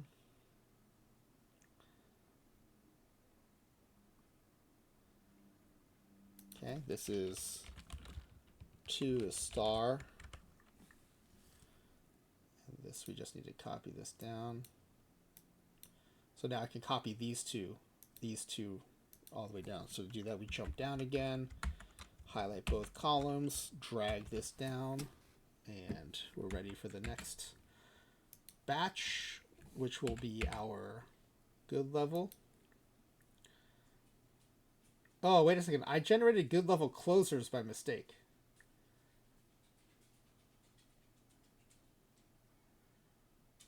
Okay, so let's delete this data.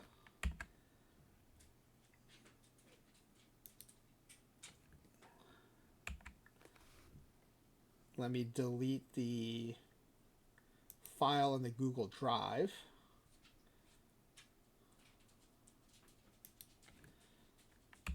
And let me generate 8,000 more good level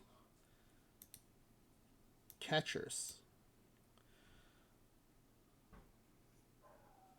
All right, so we'll delete these out.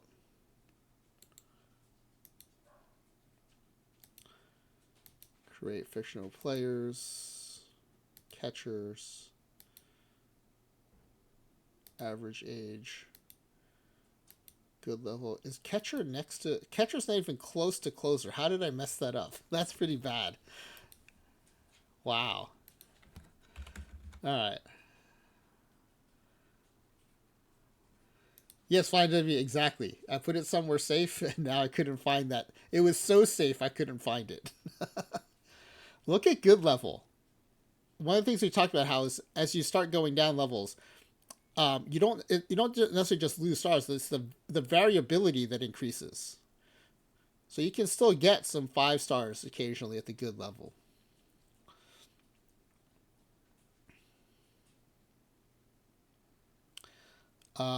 So now we can export this.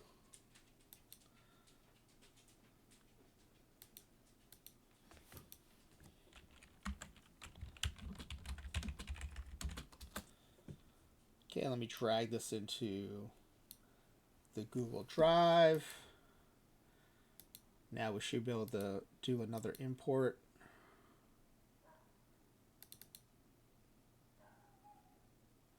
Here's catcher good. Oh, you know what? It might not be that I generated wrong. I might have just pulled the closer file because CL and catcher probably look very similar to me. That seems much more likely given that it was also formatted as a picture file. So I think I just grabbed the wrong file. Anyway.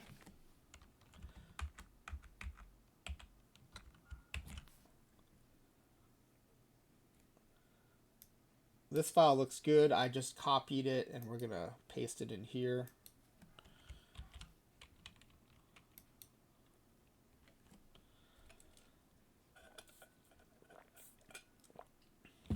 This is 3 good.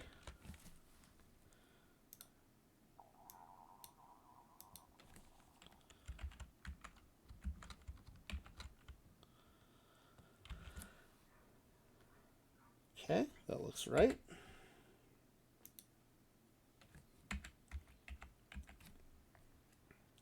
Then we go to our average.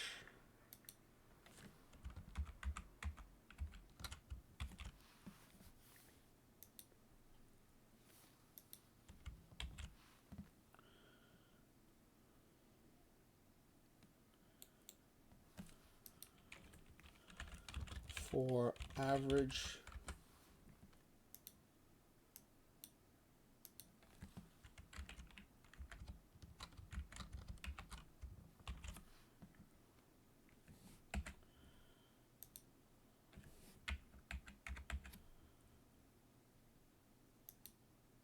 bench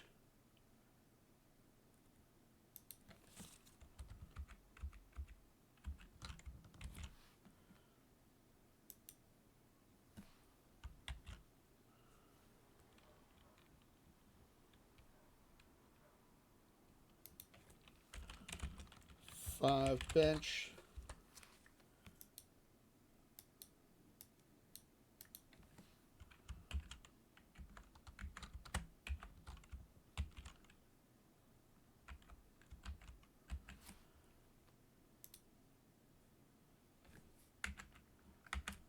Okay, and then the scrubs.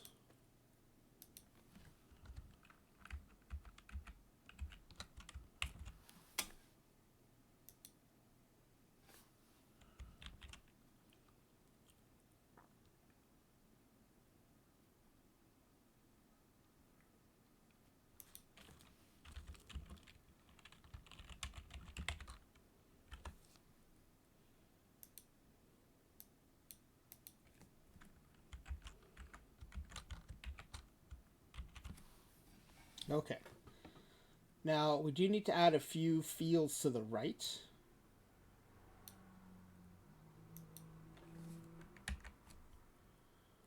And so we need to insert column to the right.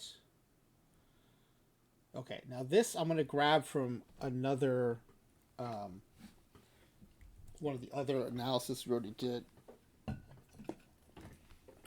So I don't have to remember how to do the formula.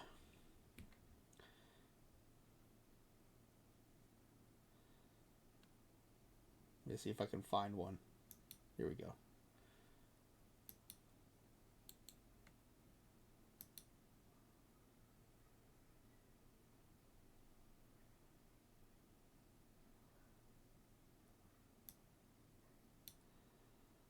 Okay, we have a primary defense formula and a defensive eligibility formula. I'm going to copy both of those. Bring them in here.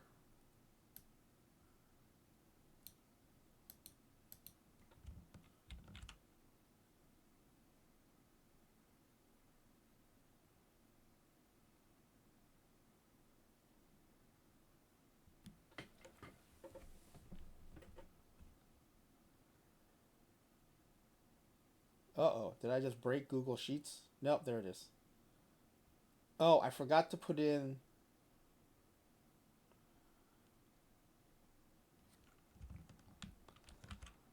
Let me redo that. I forgot about the header.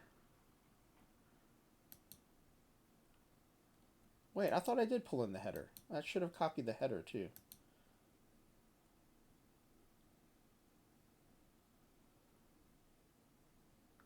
All right, just to be safe, I'm just going to copy the formulas then.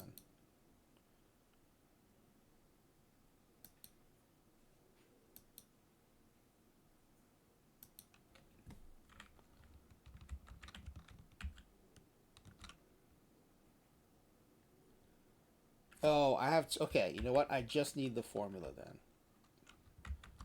Okay. Let's do it this way. We'll do it this way.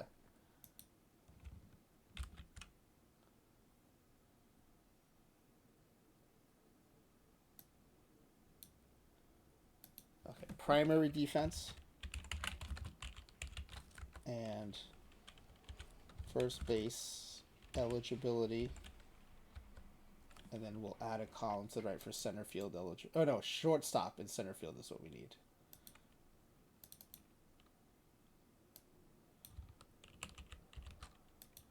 And center field eligibility. Okay, so for primary defense, we want this to reference Y2. And shortstop eligibility, we want to reference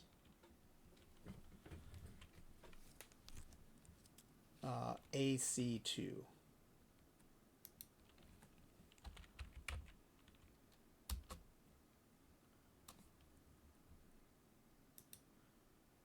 And for center field eligibility,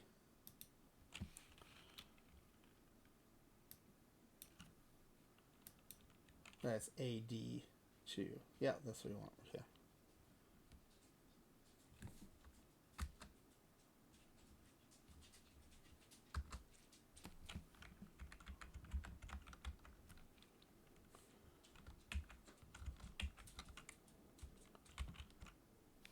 Okay. Oh, there's one right there. Center field catcher. Okay, so now let's highlight the entire data set and we'll do our first pivot. Let's do a star pivot. I think that'll be interesting.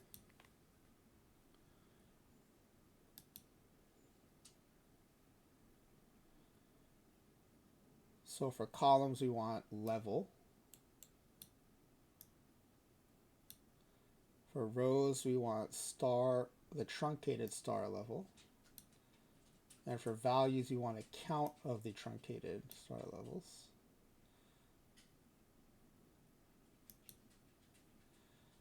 So you can see there's not a huge drop off in the number of 5 stars as you go to star, but there's a big spread now. The spread doesn't get any wider as you go to good, but the entire distribution flattens out tremendously.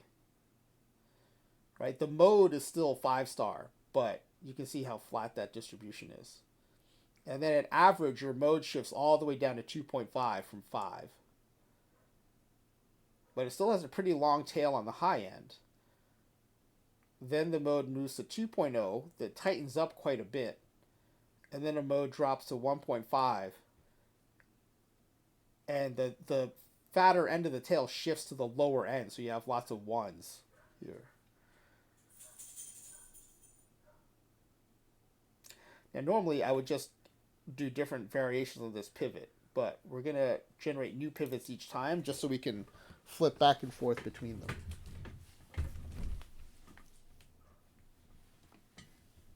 Hold on, let me make sure my dog's not up to any mischief.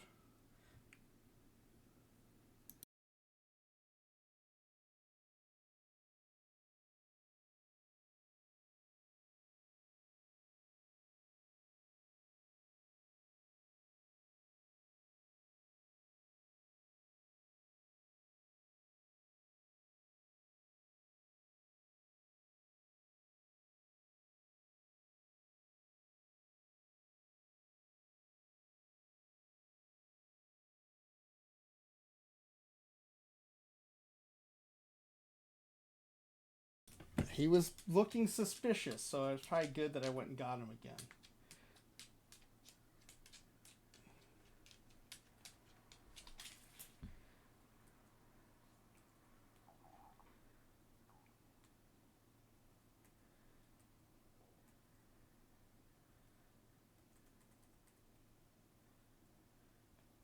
Okay, so the next pivot, let's do one for. Oh, let's rename this first. This is Catcher Stars. Let's look at power next.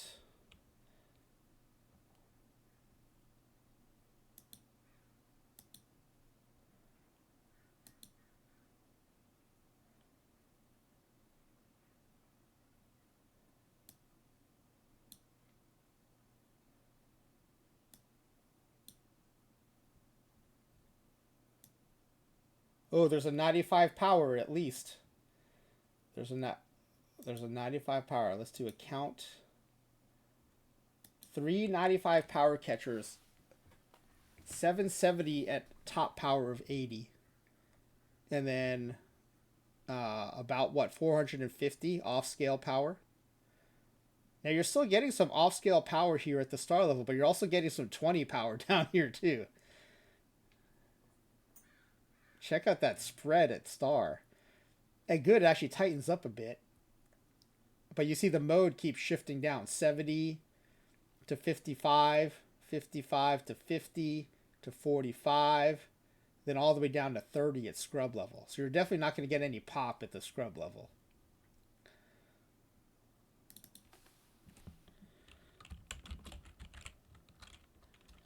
All right, let's look at catcher. Now I wonder if I just duplicate this, can I make this catcher contact and just edit this?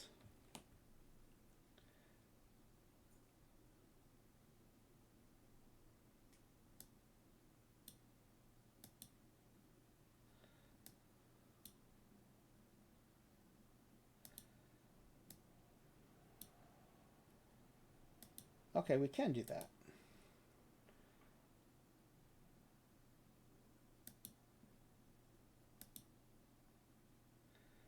Oh yeah, so the contact definitely, shifted significantly lower than power.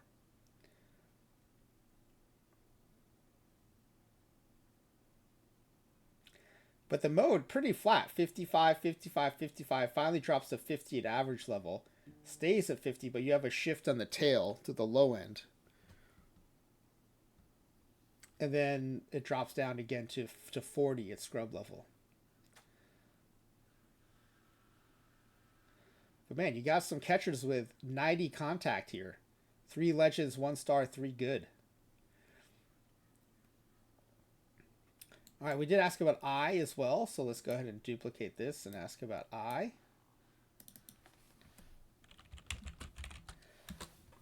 The defense, I'm looking forward to seeing what the defense looks like. I have no idea.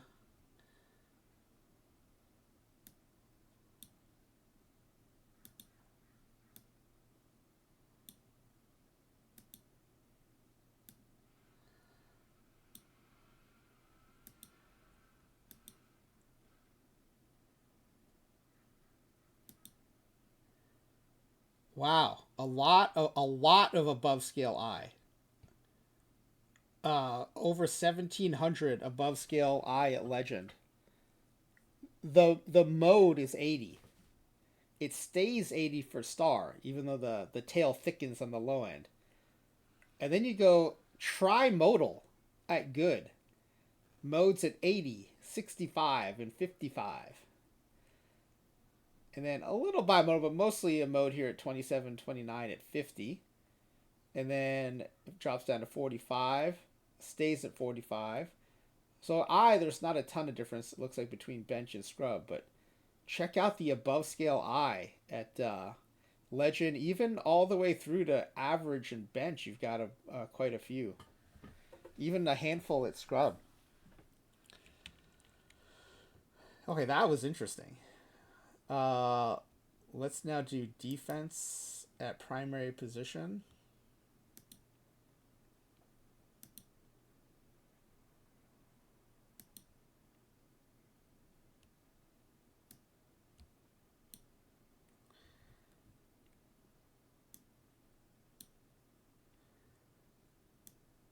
You do have some off-scale defense.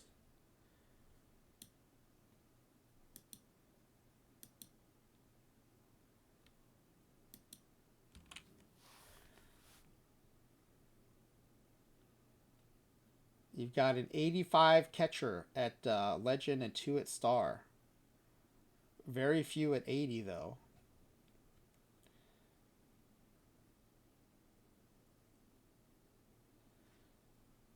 But you can be a Legend and be a 35 catcher, Mike Piazza.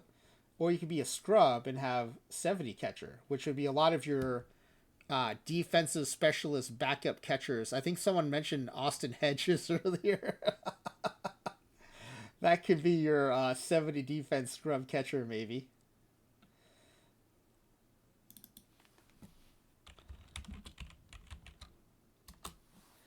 Now, here's the interesting one, is the position flexibility.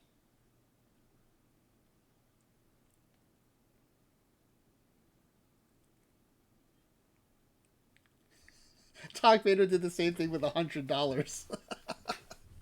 Lost it in your house, found it, put it somewhere you wouldn't lose it again, and then found it after taking an hour to look for it.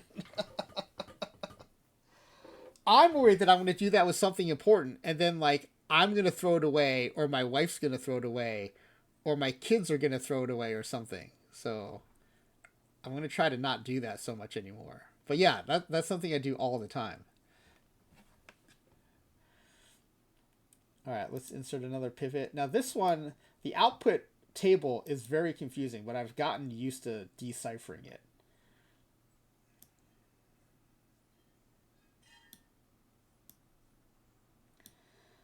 So we're going to do shortstop eligibility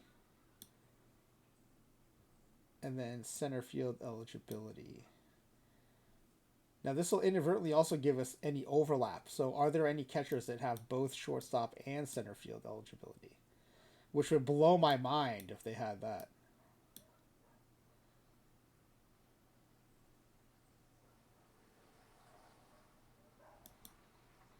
Okay, so at the Legend level, you've got one catcher with shortstop eligibility and no center field eligibility. You've got 74 with center field eligibility. And then you've got 7,925 that don't have shortstop or catcher. I won't say catcher only because they might have first base, third base, left field, whatever. But they don't have shortstop or catcher.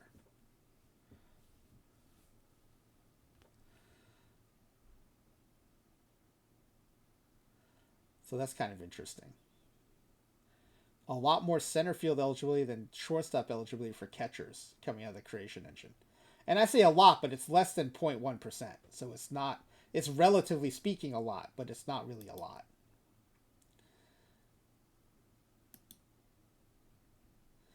All right, what else do we need? Defensive star ratings. The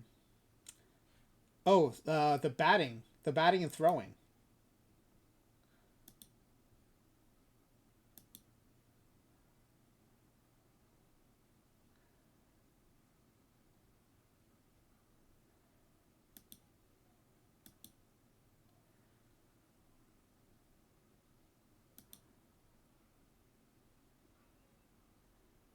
And then I'm going to keep an eye out for when the Nolan network goes live. We're going to rate in a Nolan today, I hope.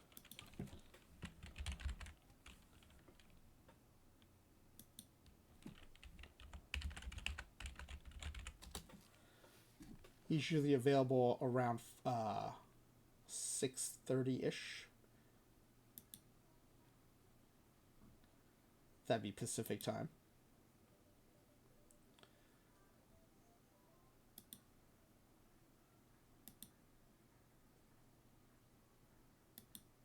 Okay, so let's do this pivot now.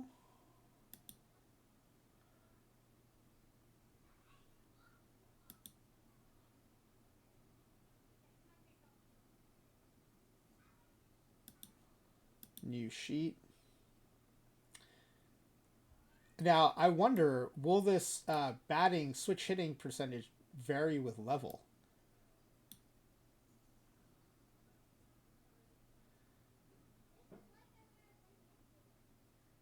Well, let's do throws first.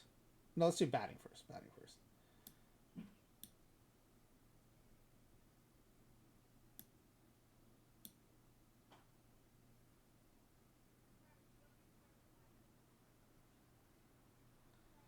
And let's do percentage. Can we do a percentage?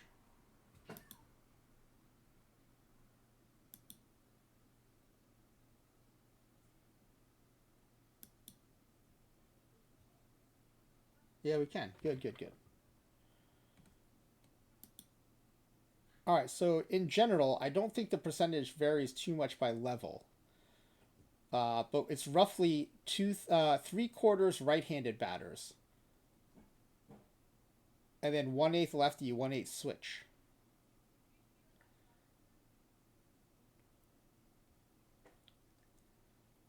That's more switch hitters than I would have thought.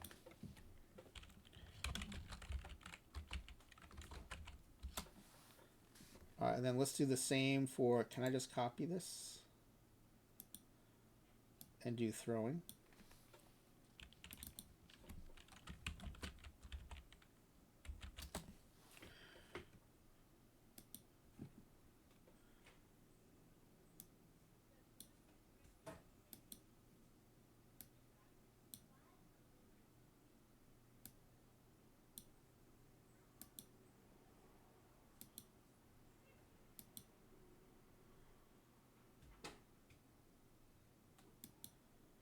Wow, that's a tiny number, 0.24%. Did I actually ask a question in the number of players? No, I asked percentage. That is a tiny percentage. Less than 1/4% left-handed throwers.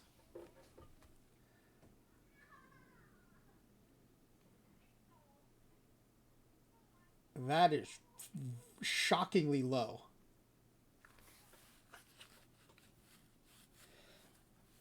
I mean, I asked the question because it is kind of like a stereotype that there are no left-handed catchers, but left-handed throwing catchers. But man, for it to be that low is pretty surprising.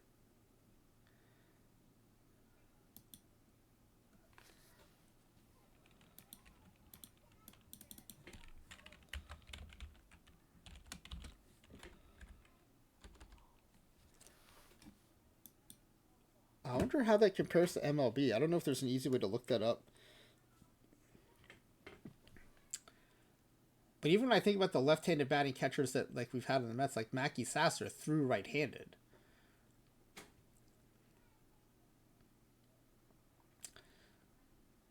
Let me see if left-handed throwing catchers baseball reference. Let's see if they have a.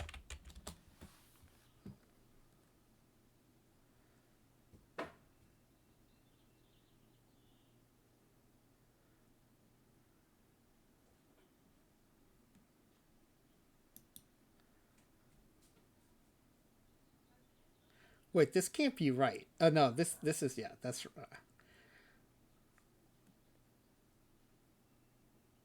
Let's see. Okay, BREF has a page left-handers playing third base and catcher and second and shortstop.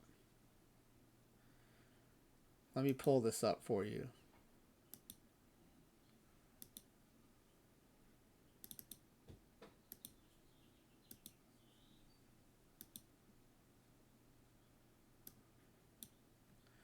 I mean, it's few enough that they have a specific list. There's Mike Squires with a bunch of entries.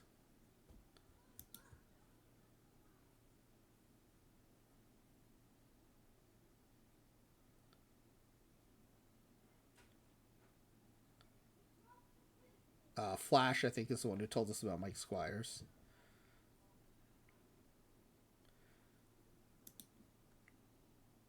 Bunch of entries for Squires. Oh, that's Squires playing third base though. Here are the okay. There's you have to look in the far right column here for the catchers. So there's Benny DiStefano for Pittsburgh. I remember him. I didn't know he played catcher. He did it several times. There's Mike Squires playing catcher. Dale Long, whose consecutive home run game record Don Mattingly, I think, tied. So Mattingly and Long on another list together. That's kind of cool. Wow, I didn't know it was so few that they could list them all. And also Lou Gehrig with 1 game at shortstop. Spore, Lou Gehrig shortstop card. When? 1 game at short. That's awesome.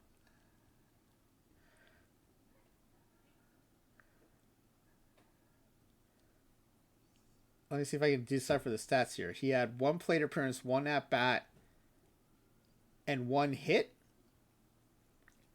He batted 1,000 as a shortstop. 105 shortstop, Lou Gehrig, please.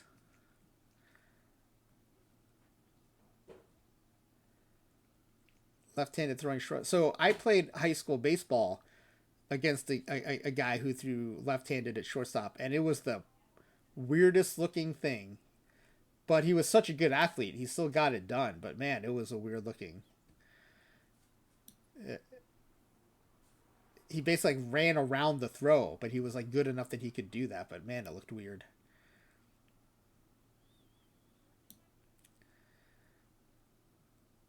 There's a Tom Chisholm.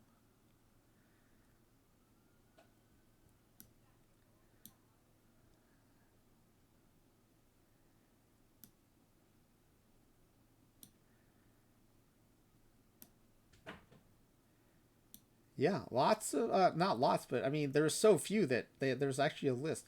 Chris Short, is this pitcher Chris Short? Left-handed pitcher Chris Short? It is left-handed pitcher Chris Short with a left-handed throwing catcher for 1 game. No plate appearances. That's insane. Chris Short 2-way card, pitcher catcher. When, Paul Spore?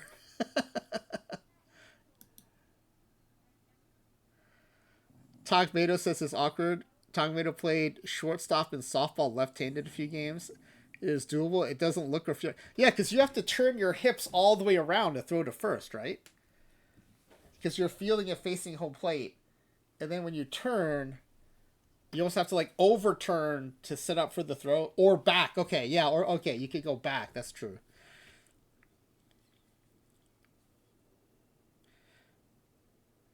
Yeah, and turning a double play. Let me think about this. Actually, turning a double play at shortstop, if you're getting the feed from second or first, might not be too bad. No one else is willing to play there. Well, if you're going to play shortstop as a left-hander, you have to go buy yourself a Benny DiStefano signature glove. The signature left-handed shortstop glove. All right, I think we have enough information now with all these pivots that we can do the pack giveaway. So let me put that into a spreadsheet form. Again, there are 7 of you. That's pretty good odds. Let me resize the columns a bit here.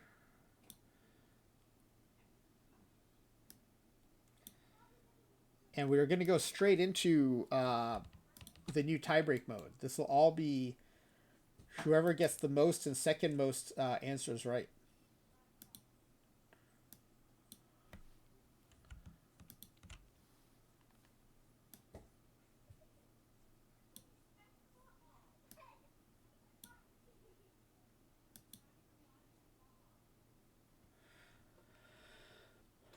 All right. Good luck, everybody. First question. What percentage of legend level catchers will have a 5-star rating?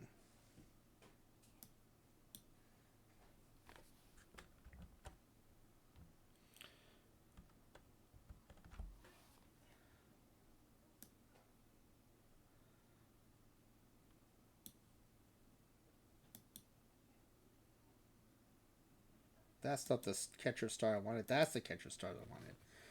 Let's just convert this to percentages.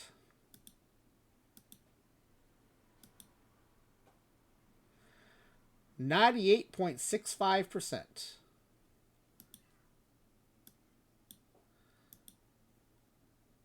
Flying WV closest with 89%.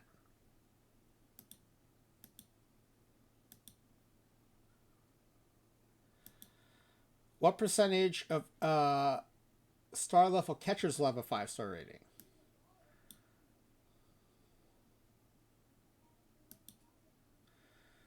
That was 76.96%.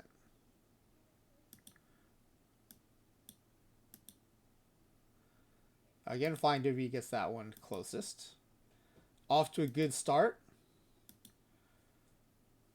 But those two are kind of related, so that if you did well in one, you probably have a good chance of doing well in the other. Next question. The lowest star rating out of the 8,000 legend level catchers. And the lowest is a 3.5 star rating. Star got that one exactly right.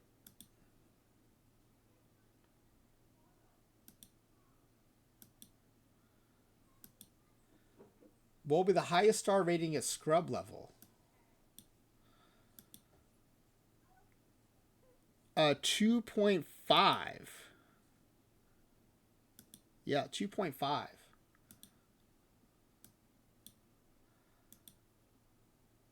Look at that. Flying W got that one right. Flying W off to a big 3-1 lead. And so far, only Flying W and Star have gotten the closest on any of these. All right, what percentage of legend level catchers will be switch hitters?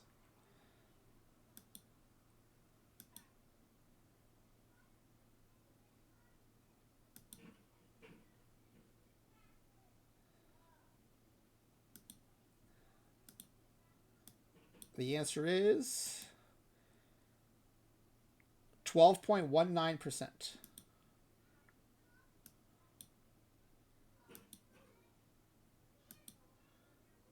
Flash, closest with 15%.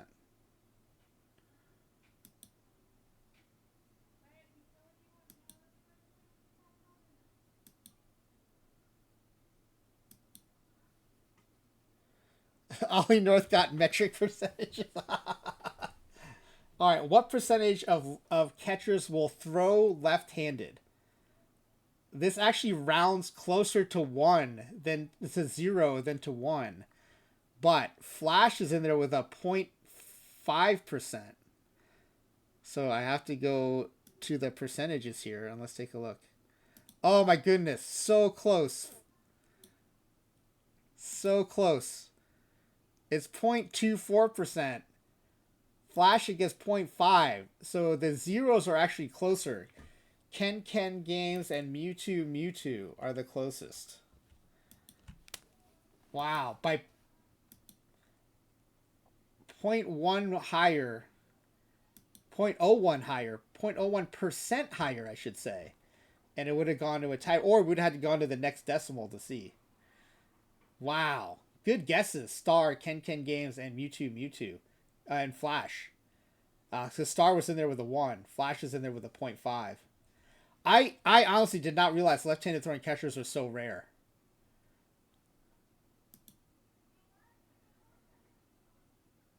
In fact, before I forget, let me message Sporer. Lou Gehrig shortstop card when? All right. I would have forgotten to ask him, so I just asked him now. Okay. Highest power rating of catchers. Of legend level catchers.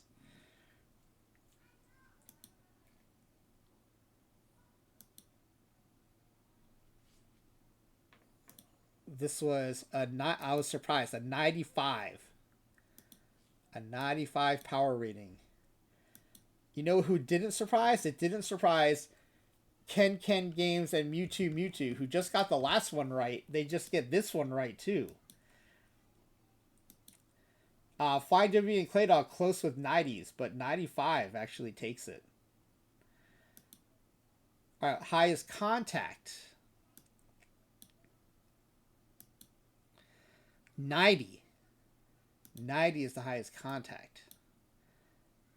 All right, we got a couple people here. Claydog and Mewtwo. Mewtwo now is caught up with Flying WV, who started out strong.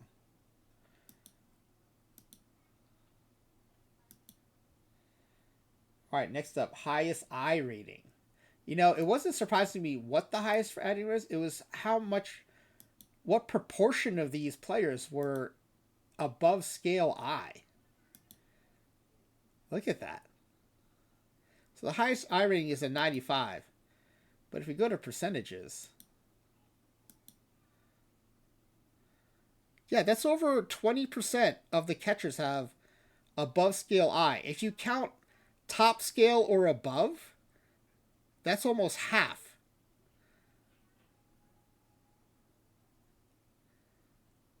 That's amazing. Okay, but 95 is the highest I. No one gets 95, so it's going to be a three-way tie between Flying WV and Claydog, who gets 90, and Mewtwo who gets 100. Each one of them was 5 away from the correct answer. So Flying WV and Mewtwo both have 4. Claydog is in there with 2, as is Ken Games. Still in striking distance. Highest steal rating. Oh, we forgot to generate this.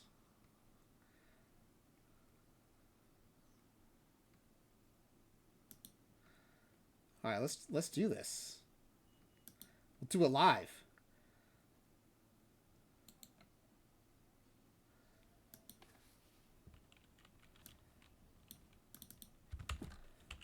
Catcher steal.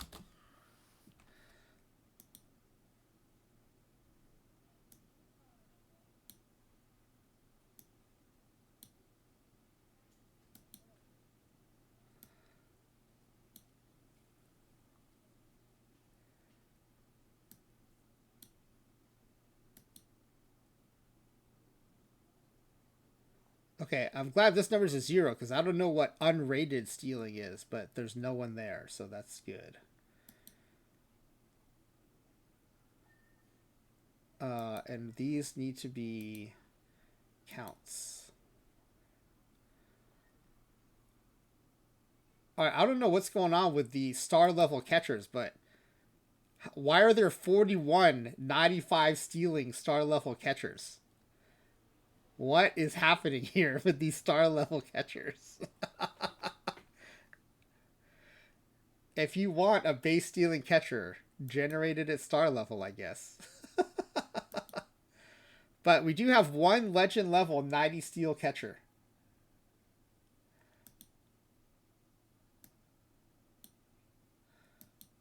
And Flying WV, guessed 85, is the closest.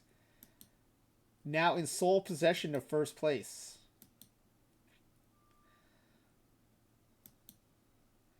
All right, the lowest defensive rating. Wait, did we already ask this? I thought I already asked this up top.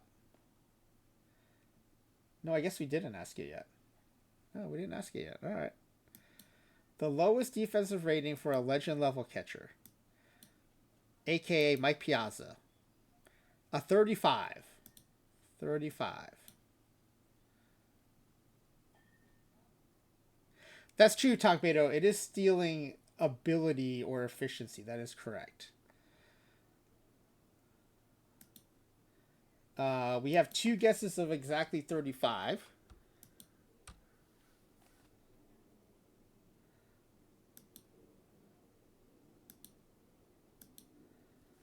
That Flash is up to 2. Claydog is now up to 3, within striking distance of second, and with an outside shot of tying for first. All right, how many will have a defensive rating for center field? How many? Not a percentage. How many?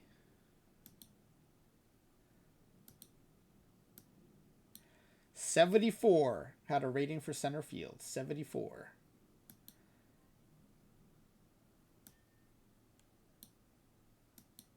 Star is closest with 47. No, wait, 74.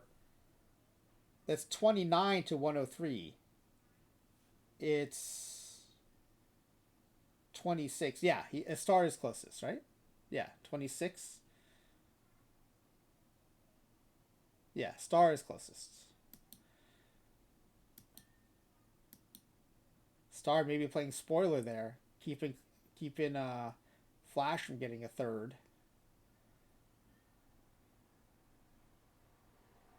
So where do we stand? We got Flying W with 5. Guaranteed at least a share of first place. Mewtwo has 4. And there's a battle for third or for second place. Claydog has 3 and Mewtwo has 4.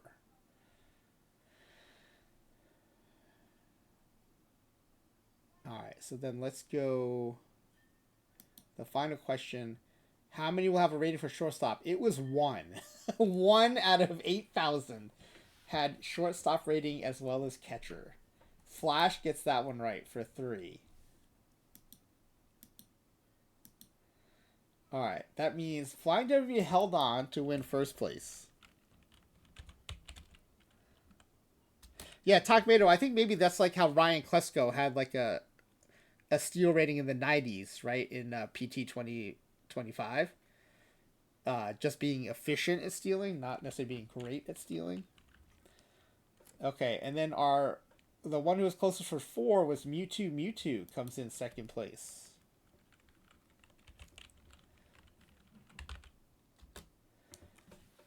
Flash and Claydog finished with 3 each. Both came on pretty. They did much better in the second half, but didn't have enough questions, I think, to catch up.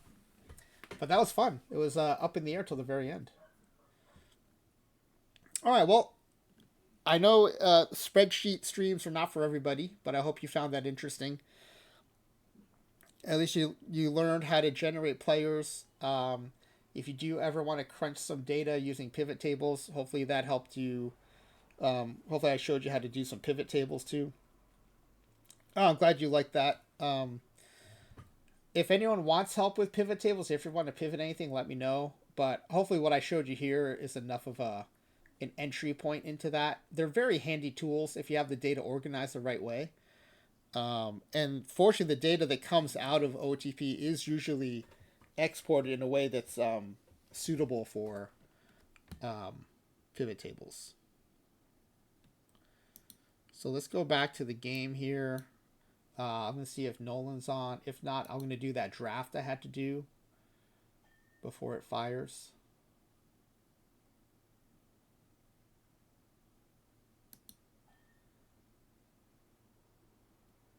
Nope, let me send him a message in Discord just to see what his timing looks like.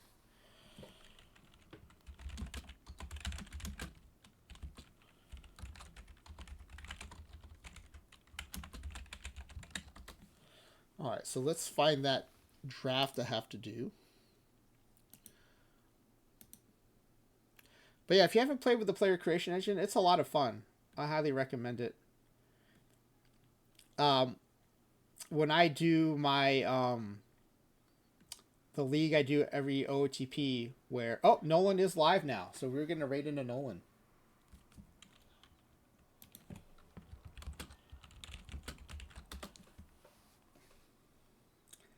Well, let's see. When does that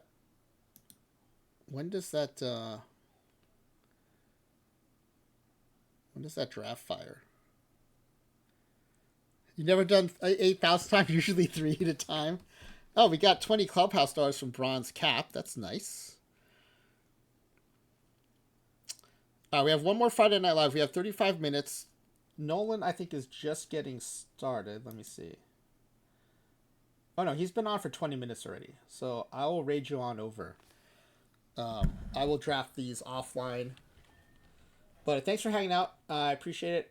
For those of you who are active in the chat, it's a huge help to keep the stream interesting. I also noticed Powser5 and Nick14E followed as well. So thank you for the follows. Nasbase, Dr. Dynastic, thank you for the raids. And if you want to see more of this ridiculousness, the reason why we did this, we are playing Creator Roster tonight. I will be taking the first stab at it. So if you want to check that out, come on by 10 p.m. Pacific, roughly. After Ezra Denny. Whenever Ezra finishes up, we usually start. And let's raid John over to Nolan Network. He is doing a fun Ted Williams save, which is like, what would his career look like if he didn't miss all that time to military service?